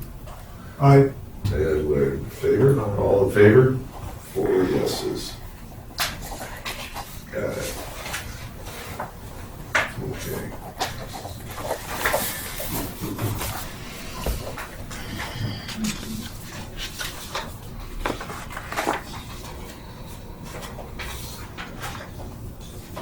The gentleman that's bicycle. Pete Van His name Nuys. is Caldwell. Van Nuys. Pete Oh, Manners. Pete Van Nuys, yes. Okay. We're looking at the public safety annual work stuff, exhibits, the exhibit 1, 2, 3, and 4. Let's see what we got here. One. Operation of regulated, oh, this is the e-bike one. Yeah. Okay. All right. So now we're, okay, instead of, we'll go to the next item B, 9B, and we're going to talk about each individual one because we're working on the current work plan rather than the future one. which Correct. we just did, all right? So communications disaster preparedness update project, we've got,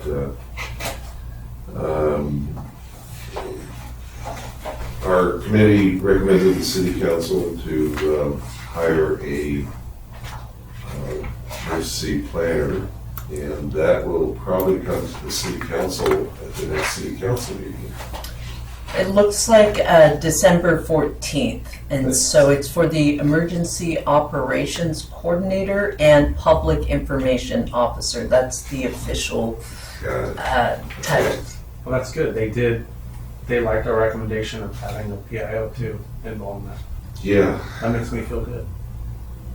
Well, we'll see. The staff report is done and submitted, and I think it's going through the last, sign-offs. And so then Nick will get to come and speak before council. right.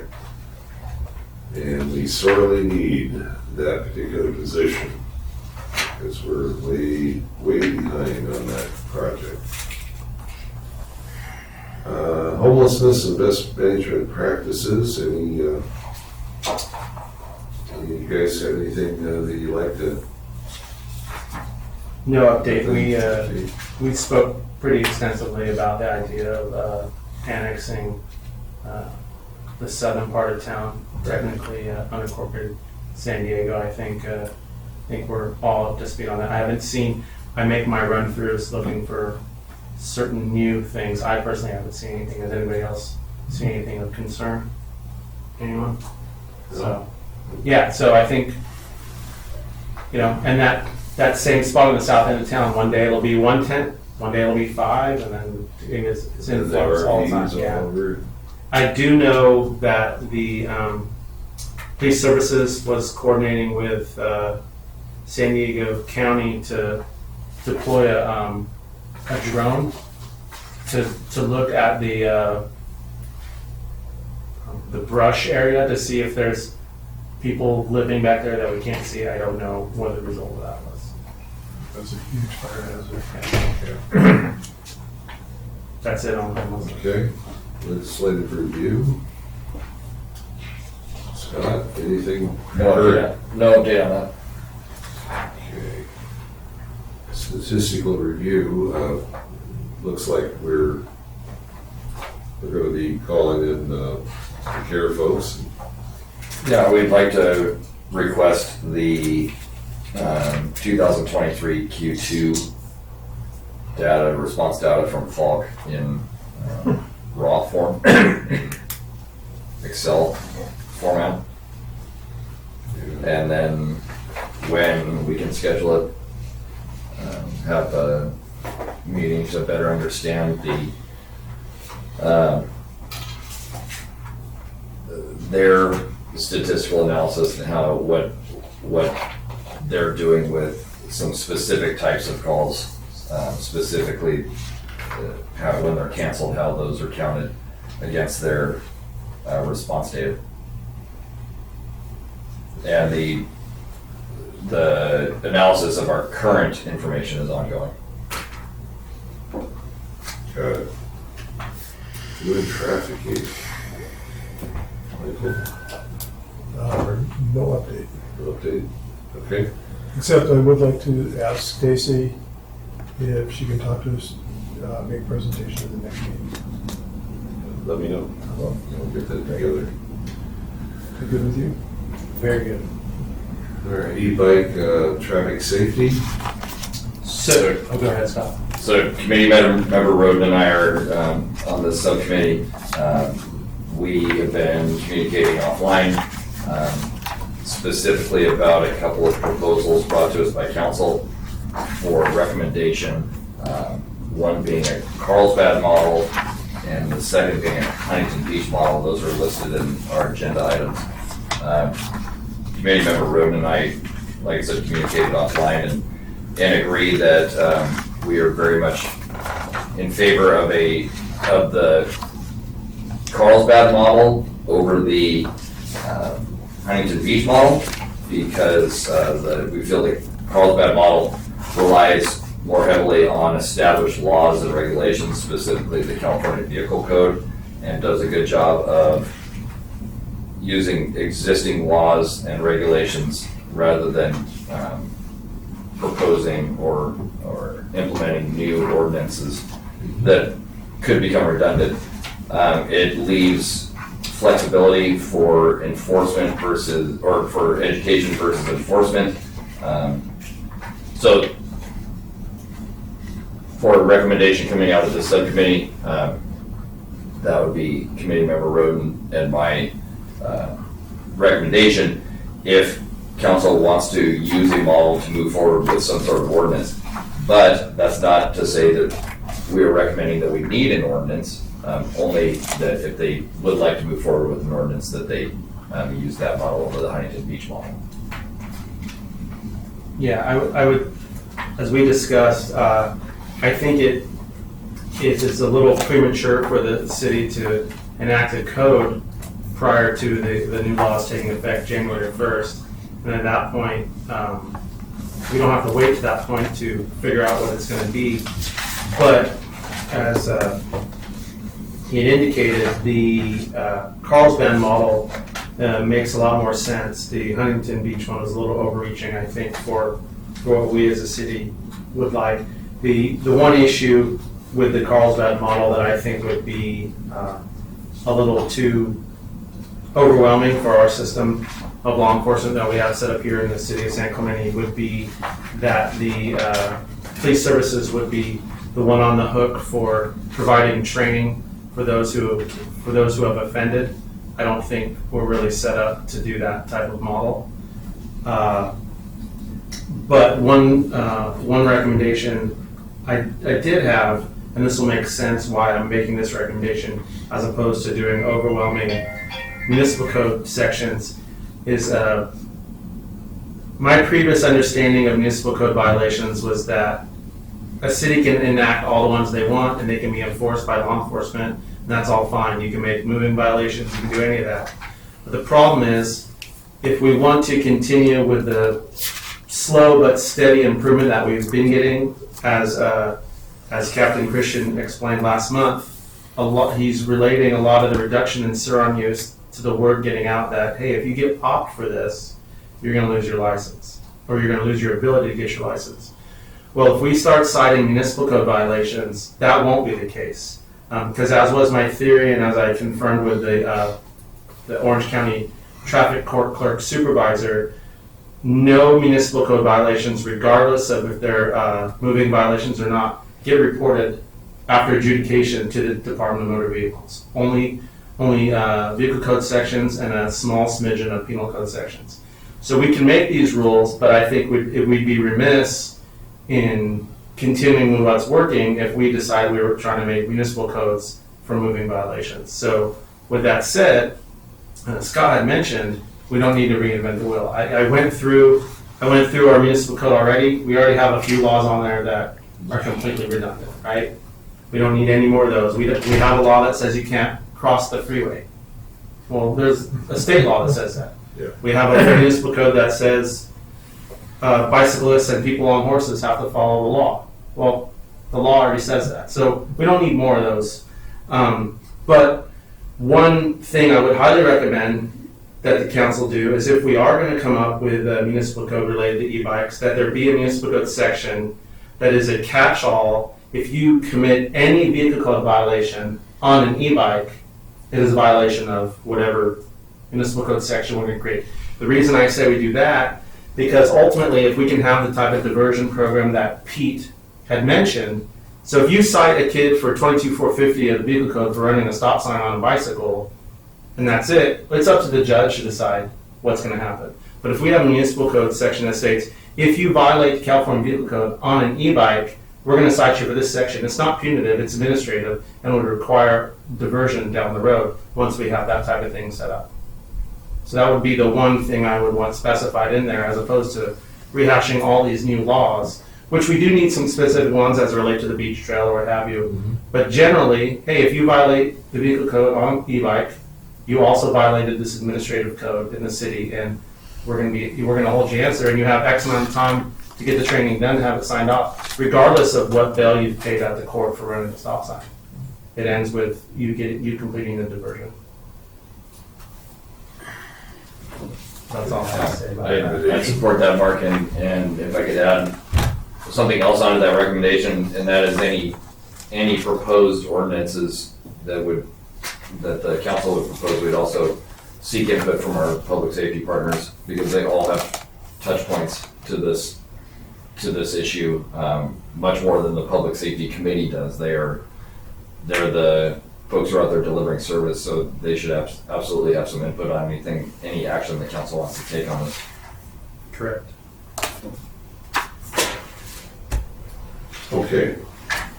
So the idea now is there a particular example here that is one that you're In entirety, I would say no. There's none of these in entirety should we adopt, but Include our own. I don't know that that's what was that specific. Was that what they're asking us? Say, do you want to adopt one of these? I think it was more of analyze these and where do you think we should move. And I think we've answered that. It's like we analyze these, they're well intentioned. Some of them a little overboard. Like a city is going to issue licenses to e-bike riders. That's we're not going to do that. But I think the recommendation is we need specific codes related to our specific needs. Like we have a unique situation with the pier and the beach trail. We don't need municipal codes that duplicate laws already on the books. But I also recommend that we do initiate a municipal code that says a violation of the vehicle code or penal code for that manner, because you can vandalize on a bike, right? Sure. So if you're committing vandalism to somebody's lawn with an e-bike, well, our muni code would apply. Like, hey, you committed this infraction and while using an e-bike, you violated administrative section, what have you, with municipal code, and we're going to hold you to answer for that through an administrative capacity. So I think that's the key recommendation there. Okay. Did you guys see our current ordinance? It's in the last, it's number 4. It's what we currently have here at the city that addresses 1711. e-bikes. Yeah, so I read this, but correct me if I'm wrong, this is prior to us having the more specific directive between like T Street and North Beach, right? Or is that on there? It's on the beach trip. Yeah, Number B. Yeah. Section 1B. Big, yeah. But it says permitted though. That's what kind of confused me. It says riding on bicycles and electric bicycles is permitted, are permitted on the beach and beach trail, including those portions that overlay the beach services road, subject to restrictions of this subsection B.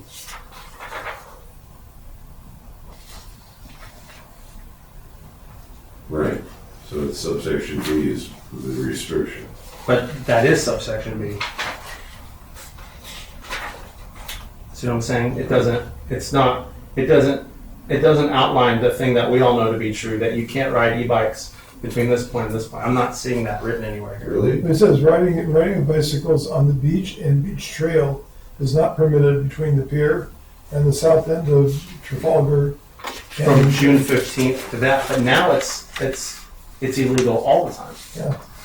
So that's incorrect. That's what, and this is dated 21. We changed it after 21. So to my understanding, this is not the most updated. No, this isn't. So that's why I was a little confused. Okay.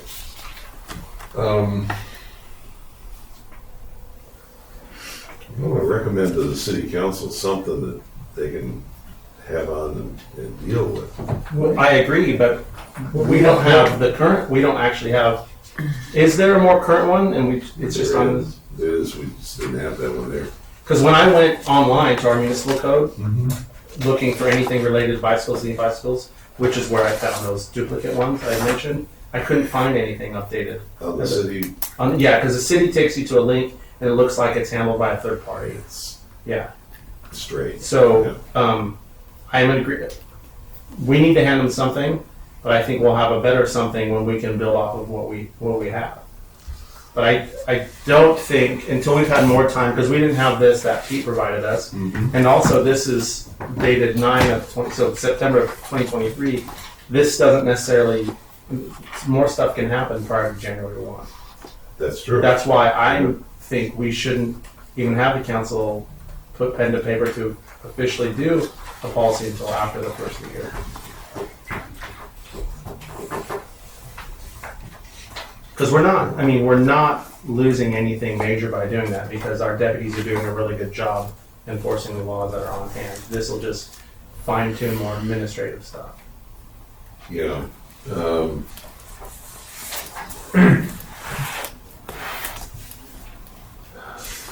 My hesitation is that I know the city council is looking for some recommendations from us, but we don't want to give them an incomplete package, is what you're Correct. saying too. So we need to concentrate on getting this together. And so we need to work on it together. We're looking to find the most recent right now. Okay, great. I was gonna ask that.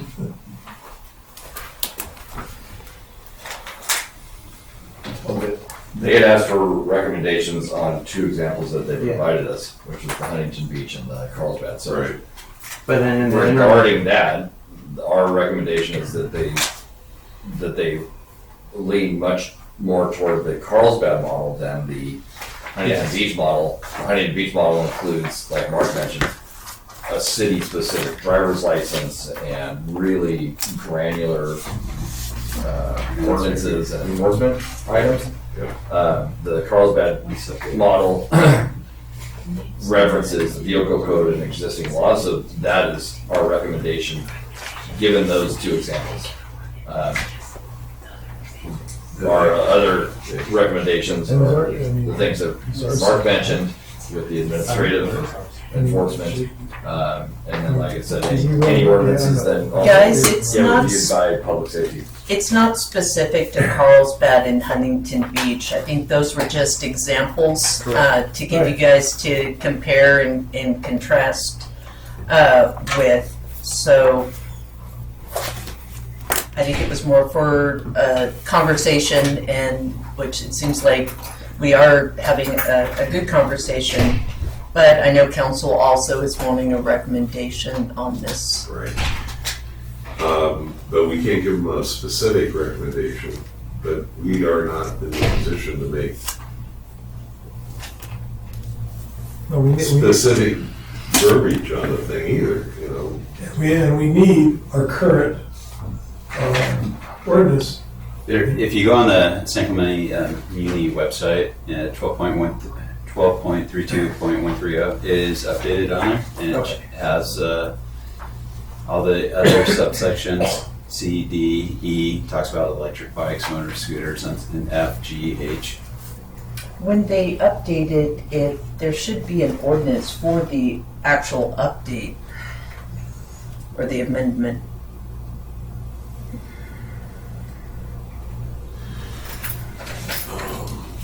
City website is not necessarily user-friendly. Well, it forwards you to the, so you said it started with 12 dots? Yeah, 12.32.130. I don't know why. Streets and sidewalks, okay. Well, 32.13 something. If you go to the city webpage, Yeah, upper right says so- meeting codes. You click on that. oh, it's under the beaches and piers section? Yeah. Okay. We should be able to put it up on the big screen. If you was like I that. don't have access to the internet on this computer. Yeah. I asked. So see, I asked IT, there's no access to the internet on here, so. I asked before we started. Thank you, sorry. Good to see you, Shane. So, Gotta go to So- the council Shane, is anything? So e-bikes are prohibited anywhere west of the railroad tracks. correct, yeah. And then also riding bikes from the base of the pier to Cordova Lane, that was changed in the last amendment. Yeah. So you have to walk your bike in that narrow section, which is the narrowest section of the entire beach trail. So it's interesting, and I'm glad this is here, but technically, these rules that we would apply to bikes and e-bikes are not in our bike and e-bike section of our municipal code. It's in the It's in the beaches and piers section. I mean, it's a valid law. I mean, they could cite it all, you know, if they violate, they could cite it. But more to the council asking us for a policy, well, one of the things would be to put these e-bike related municipal codes Okay. in that policy. So, which, I mean, doesn't change the legality of them, Yeah, we but just if their did it. point is to have a concise new codified list of violations or how we're gonna do things, it needs to be in its own section. Mark, yeah, and the reason that was put in there was because of the change for e-bikes. True. Yeah. And so it applied for down there. They were gonna go trail wide in Sacramento, and then they decided not to do the inland trails, and it was just the beach trail. Okay. So that's why that section was just in there. But we can have duplicate, I mean, Yeah. we can even if we list like e-bike municipal codes and they come up, we can keep the number that's there. Like say, I don't know how this is broken down, but say the bike ones start with 13 dot something. We can just still list the laws that are already there under that. And what we can do is recommend to the city council that we consolidate that Yeah. thing into one area rather than it's all over the place. And the reality is, in recommending to the council, like if you look at, you go back and use the Carlsbad one, for example, most of this is just definitive. It's not Right. action to be taken. I mean, enforcement is a very small portion of it, right? So I view this, in my prior professional opinion, as putting the cart before the horse. And I mean, I don't want for us to do that. So can our official stance of the council be that we do believe there is a point and a reason to have some of our own codification related to this, but until the new laws of the state and the current, combined with the current laws of the state go into effect, we feel more comfortable handing them a potential policy that they could vote on, make a little changes or what have you, and go from there. And then it raises the question, do we want to have our own diversion program, or do we want to combine it with, I don't know, San Juan and things like that? That's a whole issue. If we're going to put something in there that there should be a diversion program, which I absolutely think there should be, then, you know, if nothing else, you know, you're a 14-year-old who gets popped for running a stop sign. Well, how about you write me a 200-word essay on bicycle safety? Something. Sure. You know, it's got to be something like that. But But we're not there yet. is the yeah, we've problem. got to make that recommendation to the city council, but we've got to, that's just one part Yeah. of the package type thing. We're going to put the package together. So what I'd like to see is a subcommittee actually, Write a policy. yeah, a recommendation. Okay. You know, and it doesn't necessarily have to wait until January 1st. Correct. We know what's going to be there. It will start being enforced January 1st, right? Yeah. On some of those. We got All some right. stuff going on anyway, so, if you guys can look at this stuff, get together. Did the council express when they expected to have a recommendation on this? I'm sorry. Expectation of the city council on this particular item.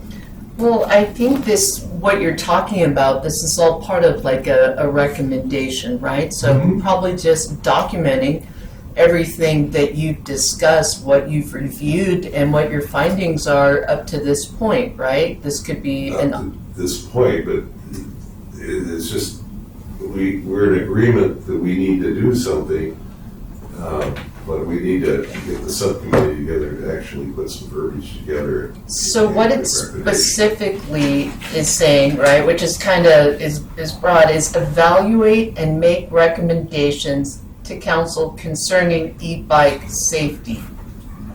So, you know, part of safety is enforcement, but are there other elements that, Education. you know, Okay. kind of think of those things, and then we could write a staff report, or you guys could, you know, get that information together and then present it to council based on your findings and recommendations. Right. So are you comfortable, is everybody on the committee comfortable with our recommendation at this point is that we don't create municipal code sections, but we we, I mean, honestly, I think the council needs to direct the city to work with adjoining cities and the court, maybe police service. I don't know how it's set up with a contract department. I mean, in some cities that have a police department, the council would direct the court, the police clerk to deal with the court clerk. Hey, how can we set up a diversion program? Right. I don't know how that's going to work here. So I think if we're going to have a municipal code, especially because, I mean, let's admit it, most of these violations are with minors, right? And even some of them are. But one of the core recommendations would be a municipal code section that's administrative in nature, that if you violate the laws of the land on an e-bike, you're subject to a diversion program. Right, that's the recommendation. That's the recommendation. How it's That's part of it. implemented will be That's up to later them. on. Yeah. So So I guess we're that's just- really our only recommendation, and that we, I mean, what else is I mean, we're not really recommending anything else. Well, we're recommending enforcement of whatever in these particular things, but you gotta actually give them, okay, what is it that we're actually doing? Staff can fill that in, because it's city code right now. But it's already there, right? Right. The beach Yeah, trail. vehicle code. But I'm looking at, you know, if you give a recommendation to the city council, it's gonna be something in paper that they can put their hands on rather than some nebulous. But the issue is the examples that they gave us, and I know they were just examples. They didn't want us to vote, do you want A or B? I wholly understand that. But the issue is you have one that's super vague, because it's really just, like I said, it's definitive. It's not really changing any enforcement action. And then you have one that's truly overbearing, well, we're going to issue our own license, stuff like that.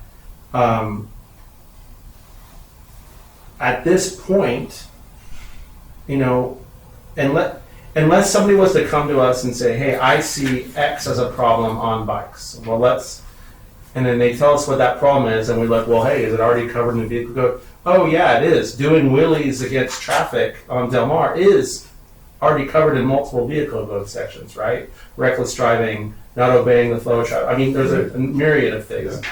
So there'd be no reason. So I guess without somebody telling us, we think these problems need to be addressed, you guys, as subject matter experts, write us a policy and we'll decide if we like it. But I don't think that's what they're asking. Because they don't know what it is.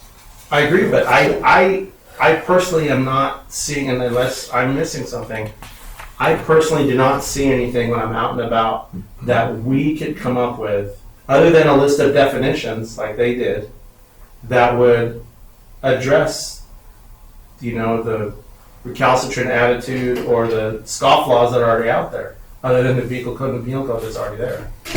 Oh, I see what you're saying. It's just, What are we addressing? The specific stuff related to San Clemente is already addressed on those, Right. the beach ones. But enforcement is the other problem. Well, that's beyond our scope, Exactly. you know, and I believe the sheriff's office has been enforcing it. Well, they have. And that's why There's it's not been- enough of them to be out there to do Correct. that, so that's But another that's not problem. the task at That's hand not our right now. problem. It's Yeah. just Well, it's our recommendation. problem, it's all our problem, but that's not the task that's before us right now. The Right. task before us right now is to review these policies and make a recommendation on how we should move forward. I think how we should move forward is recognize that some of these are a little overbearing, one of them is really vague. So is that what we want? Do we want to just do we want to put a vague policy out there like one of these cities already done? I think that would be a waste of everybody's time. Right. But I do want them to consider that we need to have an infrastructure and a plan if we're going to hold people accountable for e-bike violations, like is that his name, Pete? Pete had recommended, and I'm in agreement with that. I mean, The diversion. I remember going to court as a kid for running the stop sign on my bike, and I had to write a 200-word essay on bicycle safety. That was not made up. I actually had to do that, and guess what? Never ran a stop sign on my bicycle since, right? So, What about like outreach and education? All the time. Like look at it, you know, from that angle as well. Outreach being. Well, you've got a lot of suppliers of e-bikes in this community. You have a lot of schools, you have HOAs, you have block captains, you have a lot of resources that at your disposal. I think looking at it from not just the legal law municipal code, but that greater outreach for safety. Because if you look at what they're asking, it's about the e-bike safety as well. So just a lens to maybe help give you some ideas.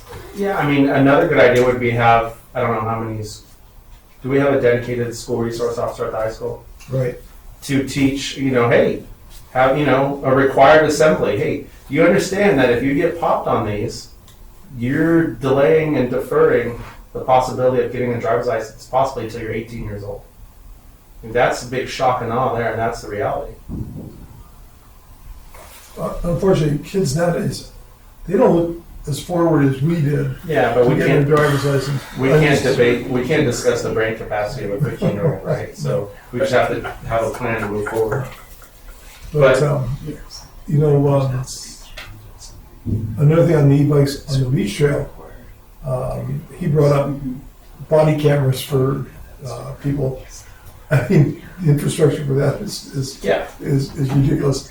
But if they take a picture of them with their iPhone and send it to the school resource officer, he can identify them in 2 minutes. Well, that's how they got all the kids at the pier. And the assumption is that it's high school kids, right? It's not. I mean, there's plenty of 19, 20-year-olds in this town that would give them the one finger salute and keep going. Also, They're probably were high school students. Yeah. So one of the big issues that gets talked about a lot is the e-bikes on the sidewalks as well, which seems to be a community-wide, even maybe addressing that, some strategies for enforcement, education might favor well as well. Yeah, there's a significant pushback on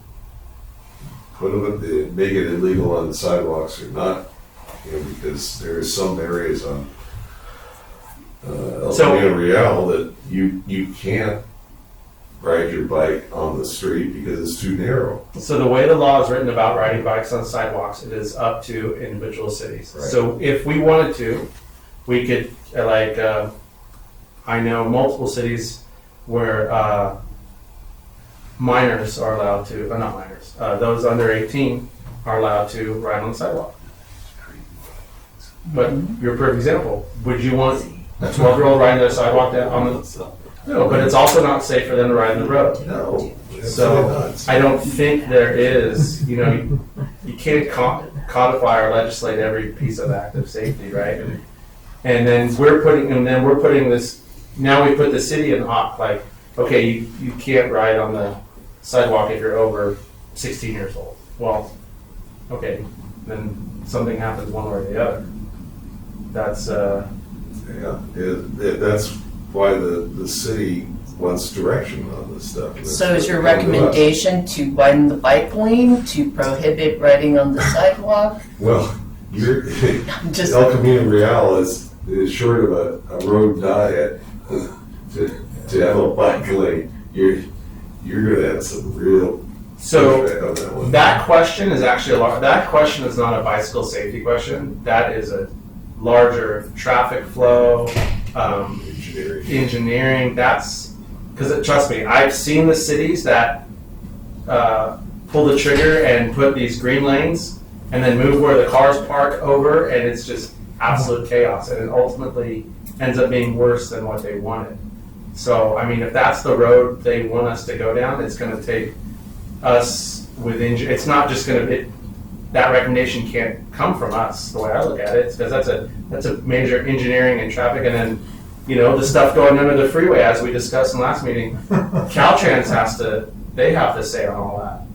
So I think that's beyond and larger than the scope of this body. Yeah, it's all unusual. If everybody's got specifics, but they're looking for something in general. Yeah, and unfortunately, there's not a blanket solution to this. Okay, so where do we go from here? This is the next question. We've got Danielle. Any recommendations from staff on this? Well, maybe you could provide what you have and ask for further direction from council into maybe some of the specific areas, because it is such a large topic, what they'd like you to focus on, or maybe some specific goals. That's a very succinct and she should be up here. No, yeah, I like that idea. It's like, hey, we agree that, action is taken, but it's such a broad subject. What is it that you would like us to address? If it specifically is, hey, laws about on the sidewalk, helmets, which again, the helmet thing is covered by state law, right? So it can't just be a blanket e-bike safety, because as we've had the highway patrol in here and the sheriff's department attest to, the laws already exist. There is a law out there to deal with almost every nincompoop action that ever occurs on an e-bike. So Should be that. I'm sure there's a law against breathing. There's a law against everything. Gee. that's hyperbole. One thing that we might include when we do send it to them is Mark's idea about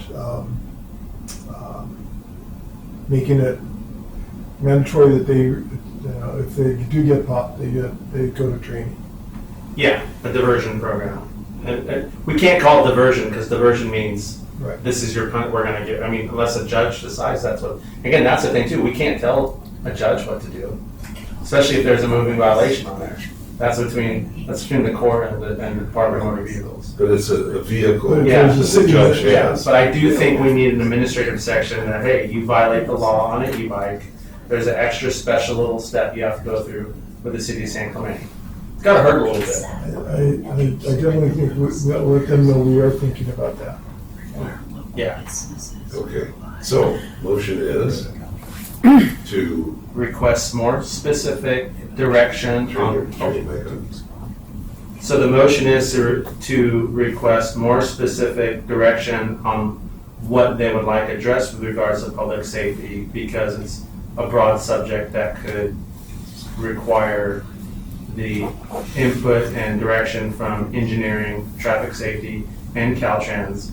But we'd also like to the motion added that the city council, in doing anything, should consider adopting an administrative municipal code section that would outline that any violation of California state law while on an e-bike would classify as an administrative infraction that would result in training or diversion.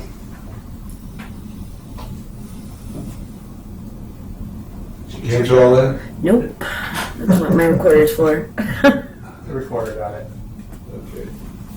So, now do we have a second for that? Second. All right. Any discussion? No? I think we killed this one. So, all in favor? Aye. 4-0. Thanks, Mark. Okay, good on that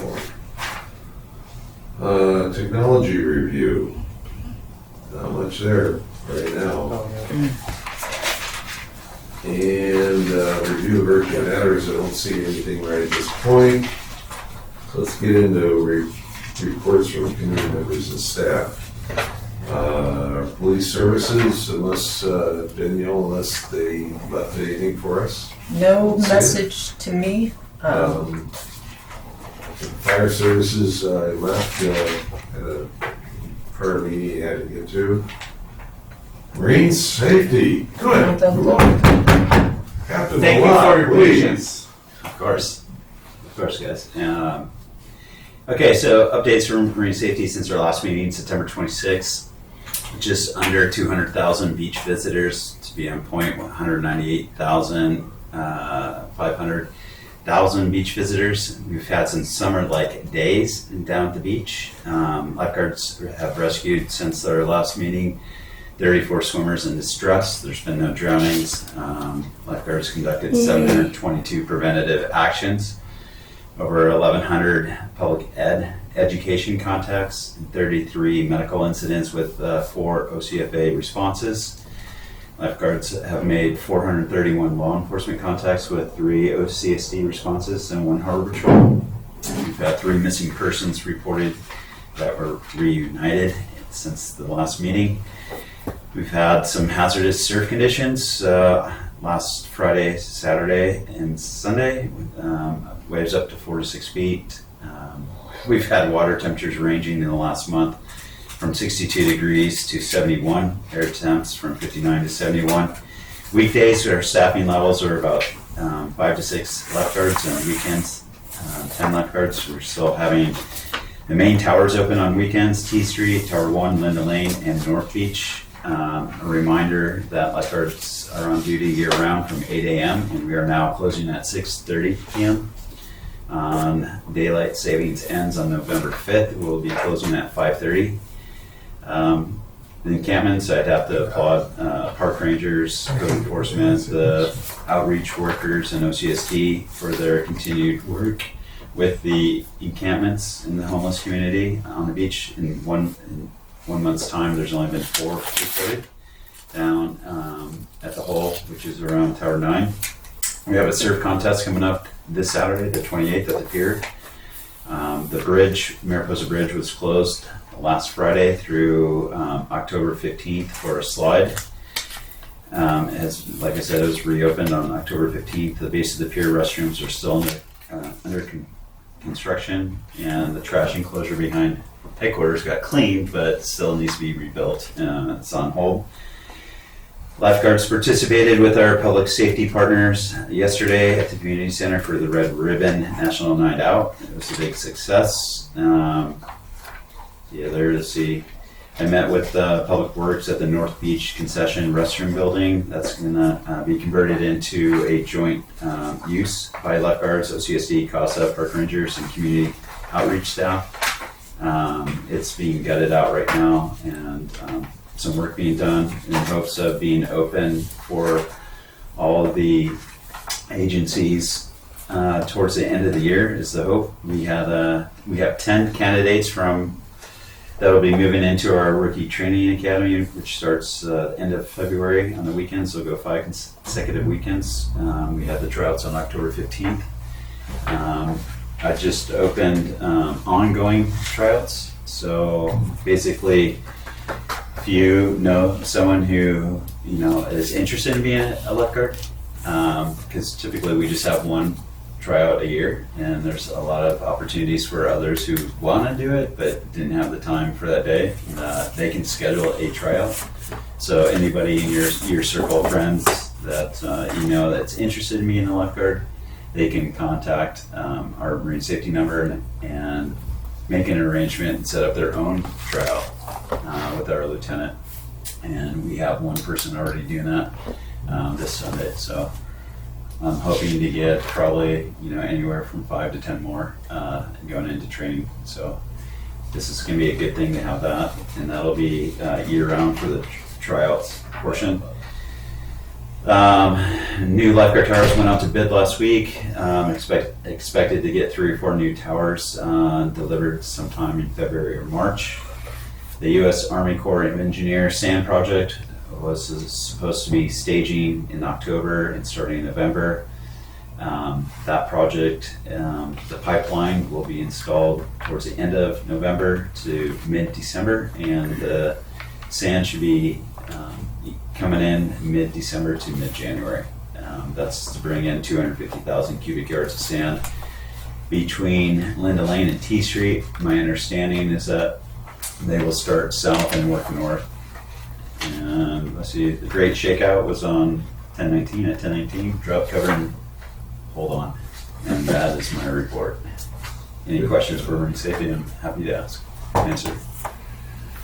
Who cleaned up that trash shed? Was it city or was it contractor? No, it was a contractor. I'm sure I bet you were happy about that one. And that was a request from you for a while. When did that happen? Memorial weekend. That's right. Because I'm sure there's requirements on how they have to dispose of some of that stuff, right? Well, it's insurance reasons. Yeah. Oh yeah, insurance. Say no more. Put it out the bid. It's all the insurance they pick. Oh.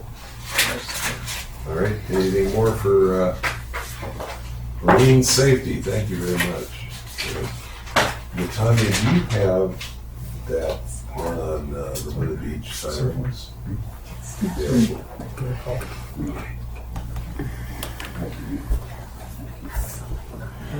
Yeah.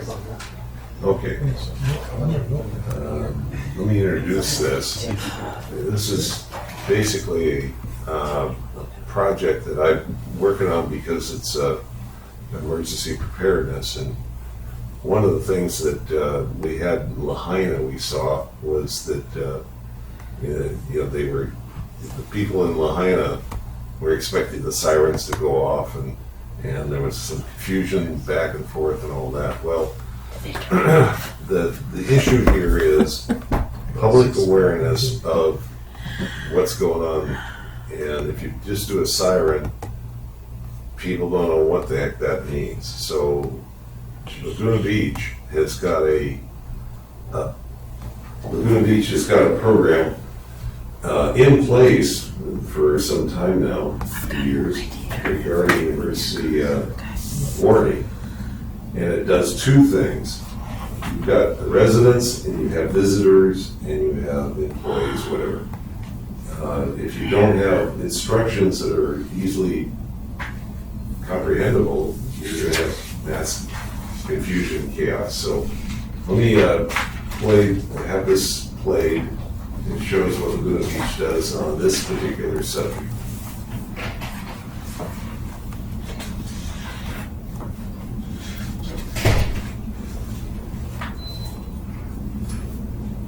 I serve as the Emergency Operations Coordinator here for the City of Laguna Beach. The position's based in the police department, but I work across all the departments, basically working on preparedness, coordination for response, mitigation.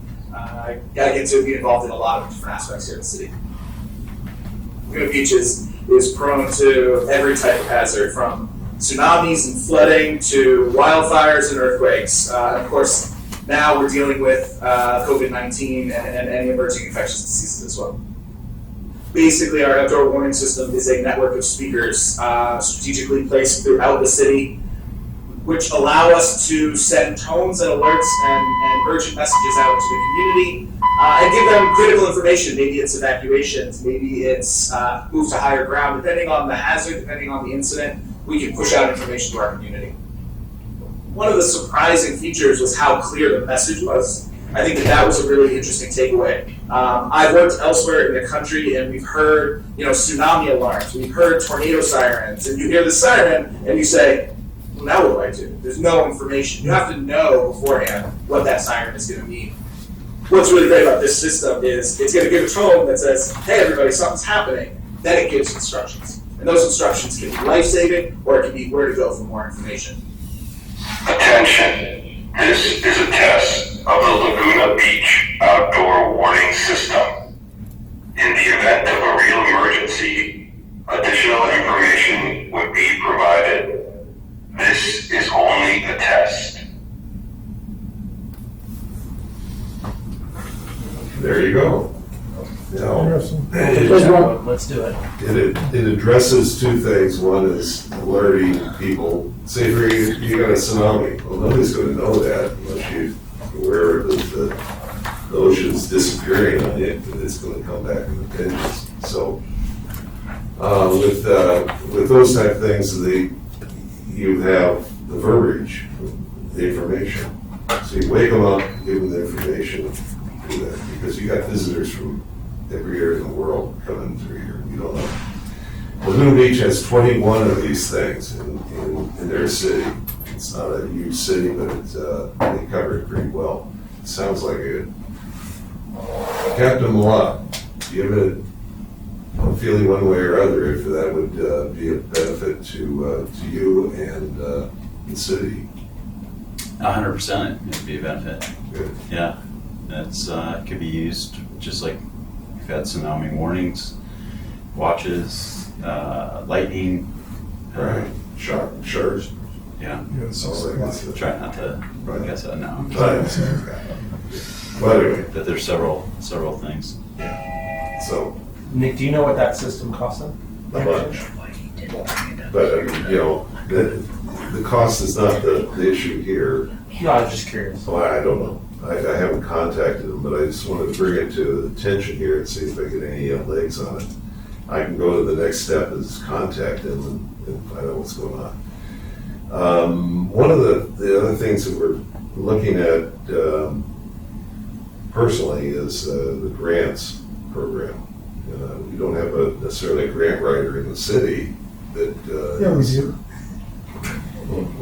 We should have added that to the job description of the emergency management and the PIO, Right. grant writer. That'd be a full-time job almost if you're really gonna do a good job on it, I think, so. Not Anyway, size, I think that's okay. But, you know, there's stuff out there for disaster preparedness stuff, so. Anyway, that's my, my 2 cents on the thing. Committee members? I have no updates. Thank you. Oh, my gosh. Mark? I would like to put on the schedule for next month that we have a discussion about safety concerns related to the application that's been filed with the city to have the, I've heard it called different things, but the the battery storage for solar electricity at the end of Pico, the east end of Pico. You want a presentation on that, or what? Do I want to present? What No, are you looking for? I believe there is somebody in the city that's running basically a campaign against it. Mhm. But, and then as you start to read into the facts related around the safety with the fire and all that, it's definitely something that we should have on our radar. That's kind of what I wanted to discuss. All right. So bringing it up loosely now, you know, if anybody wants to kind of do their own little research and we can discuss it. I think since it is a public safety issue, I think we should have a stance on it to advise the city council what our stance on it is. Okay. Danielle? What we're, seems like we're recommending is an agenda item for next, on public safety concerns on. Yeah, it seemed pretty clear. Clear. Yeah. Okay, so, We'll you talk want about an it agenda next item, week. right? Yes. Okay. Yeah, you Got got it. it. Make a motion. Just want to make sure. Just that's make a clear. motion that you want to put it on the agenda for next month's I meeting. make a motion that we put it on the agenda for November, and we discuss the public safety implications of the facility at the eastern end of Avenida Pico. Second. All in favor? 4-0. There you go. Good. Michael? No, just, it's just great working with you guys because, Mark, you just brought so much to the table today. It's amazing, so. Probably too much. And the one thing I will say is, on the next meeting, we should be ready to lock up on the gun safety and a few of the other things. We need to put something in front of the city council or we're not doing our jobs. On that, yeah. So I'm going to work on that. Just to be clear, I'm only going to work on starting from section 1 because these whereases, at least 3 of them are purely the author's opinion. That's, you know, so I'm not going to get into people's opinion. I'm just going to do with the nuts and bolts. The nuts and bolts of it. Okay. And then we gotta work on the e-bike thing. I think we've already given the staff direction on the e-bike proposal. And their next meeting is when? Yeah. It's When's their not next thing? staff direction, it's what your recommendation is Yes, going to be to correct. council. Right. And when's their next meeting? Next council meeting? Yes. It's November the 7th, and I will not be at that council Okay. meeting. I'll be in training that week. So hopefully we'll have a little more Yeah. pinpoint direction Yeah. on what they want us to discuss, because it's a broad issue. We've given them our recommendation to narrow the scope of our work related to e-bikes. Is that Right. Yes. Okay. That works. All right, staff. So at last week's city council meeting, that was on October 17th, we did our outreach presentation. I don't know if you all had a chance to watch that, where this year we combined both outreach with security and the sheriff's department. So it was a larger presentation and just provided our outreach numbers for our homeless outreach workers, and then the sheriff's also added theirs as well as Allied. We did hire our 2 full-timers. We're just waiting for them to go through their background check and all their pre-employment for the full-time park ranger positions. So we will be reaching out to you guys, in the near future about getting these enhancements and recommendations from you all and how we're going to structure that and kind of put that together, because I have been hearing, and I know everybody's anticipating there being something from the committee sooner rather than later, but we got to get the people hired first and, kind of a little acclimated before you guys can really get a larger understanding as to the needs of the program. But that's what we're working on. I think they're looking at how this, it's Mr. Sorry,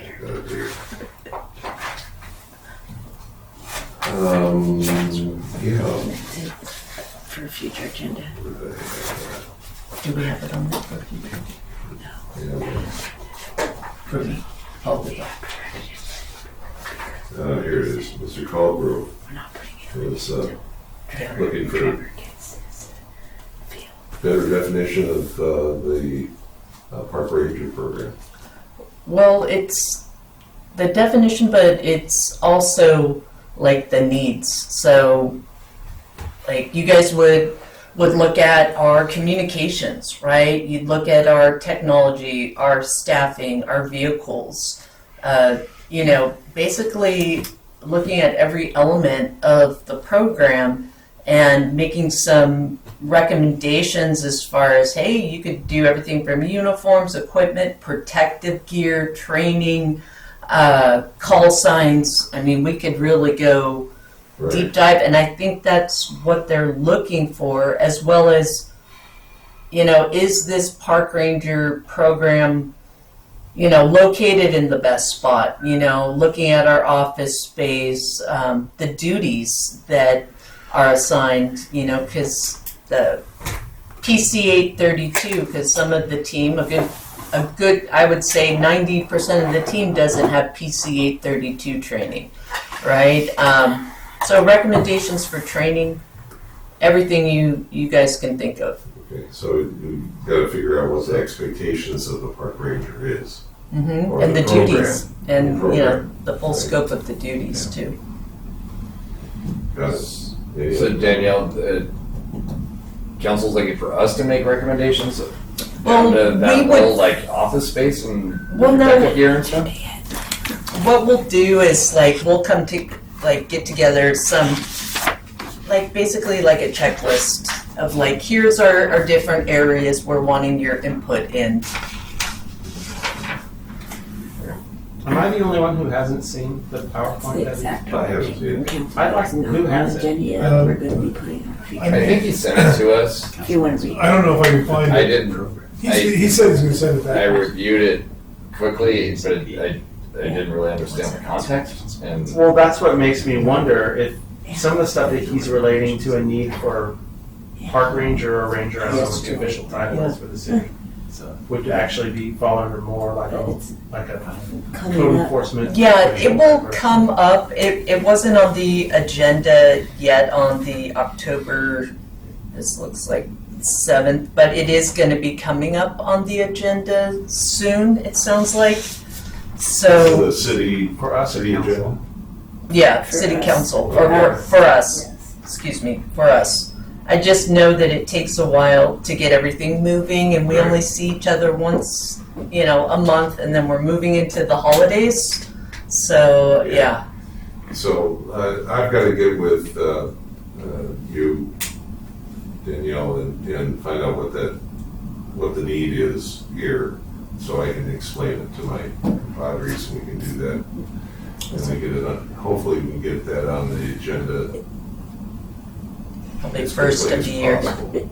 Right. Yeah, and at that time we Yeah, can, and then Mike, if you have that, if you can find that PowerPoint, send it to us, because I'm trying to, but we should be. I'm glad he didn't get into it here at the lectern, but what are these nuisance It's like items? 20 pages. Yeah, I'm curious to know what his nuisance items, I'm sure we agree with a lot of them, but I'm just curious to know. It's just, And, all I saw was So all we this. hold you. yeah, Well, see, that's what's the recommendation. yeah, no, I agree, yeah.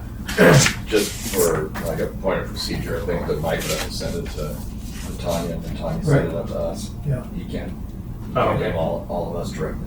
all right. I'll look at my email and see if I still have Or if you see we all got it, just tell us the date and time we got it, so we can go back. it. Well, you wouldn't have had it Oh, I wouldn't have, before you oh, wrote okay, it. then I definitely don't have it, okay. I agree. What was his name? Culver, that's what I got. Cosgrove or Cameron Cosgrove, I'm sorry? Cameron Cosgrove. Cosgrove. Osborne. Are we done? That was close. Okay, anything else for the good of the cause for minimum? Sir? I'm Tom Streeter, and I have good news. The public address system that Laguna Beach is using, we could probably get something similar, and a good funding source would be, of all people, the civil defense people. 40, 50 years ago, everybody was worried about nuclear missiles heading our way, and they had a program called Giant Voice, which was essentially what Laguna Beach is doing right now. I mentioned that Congress has reappropriated funding over and over again because they never cut funding for anything, and there may well be several $1 million sitting on the table that we could scarf up. Yeah, right. Thank you. Okay, I'm going to call the meeting,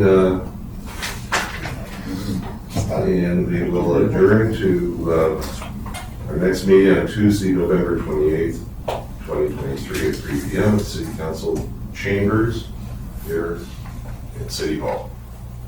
Thank you. Thanks, everybody. You said November 28th? Do you have a second on that motion? 28th. To adjourn? Second. All right, thank you. I have a 6 o'clock meeting at the community center. Good.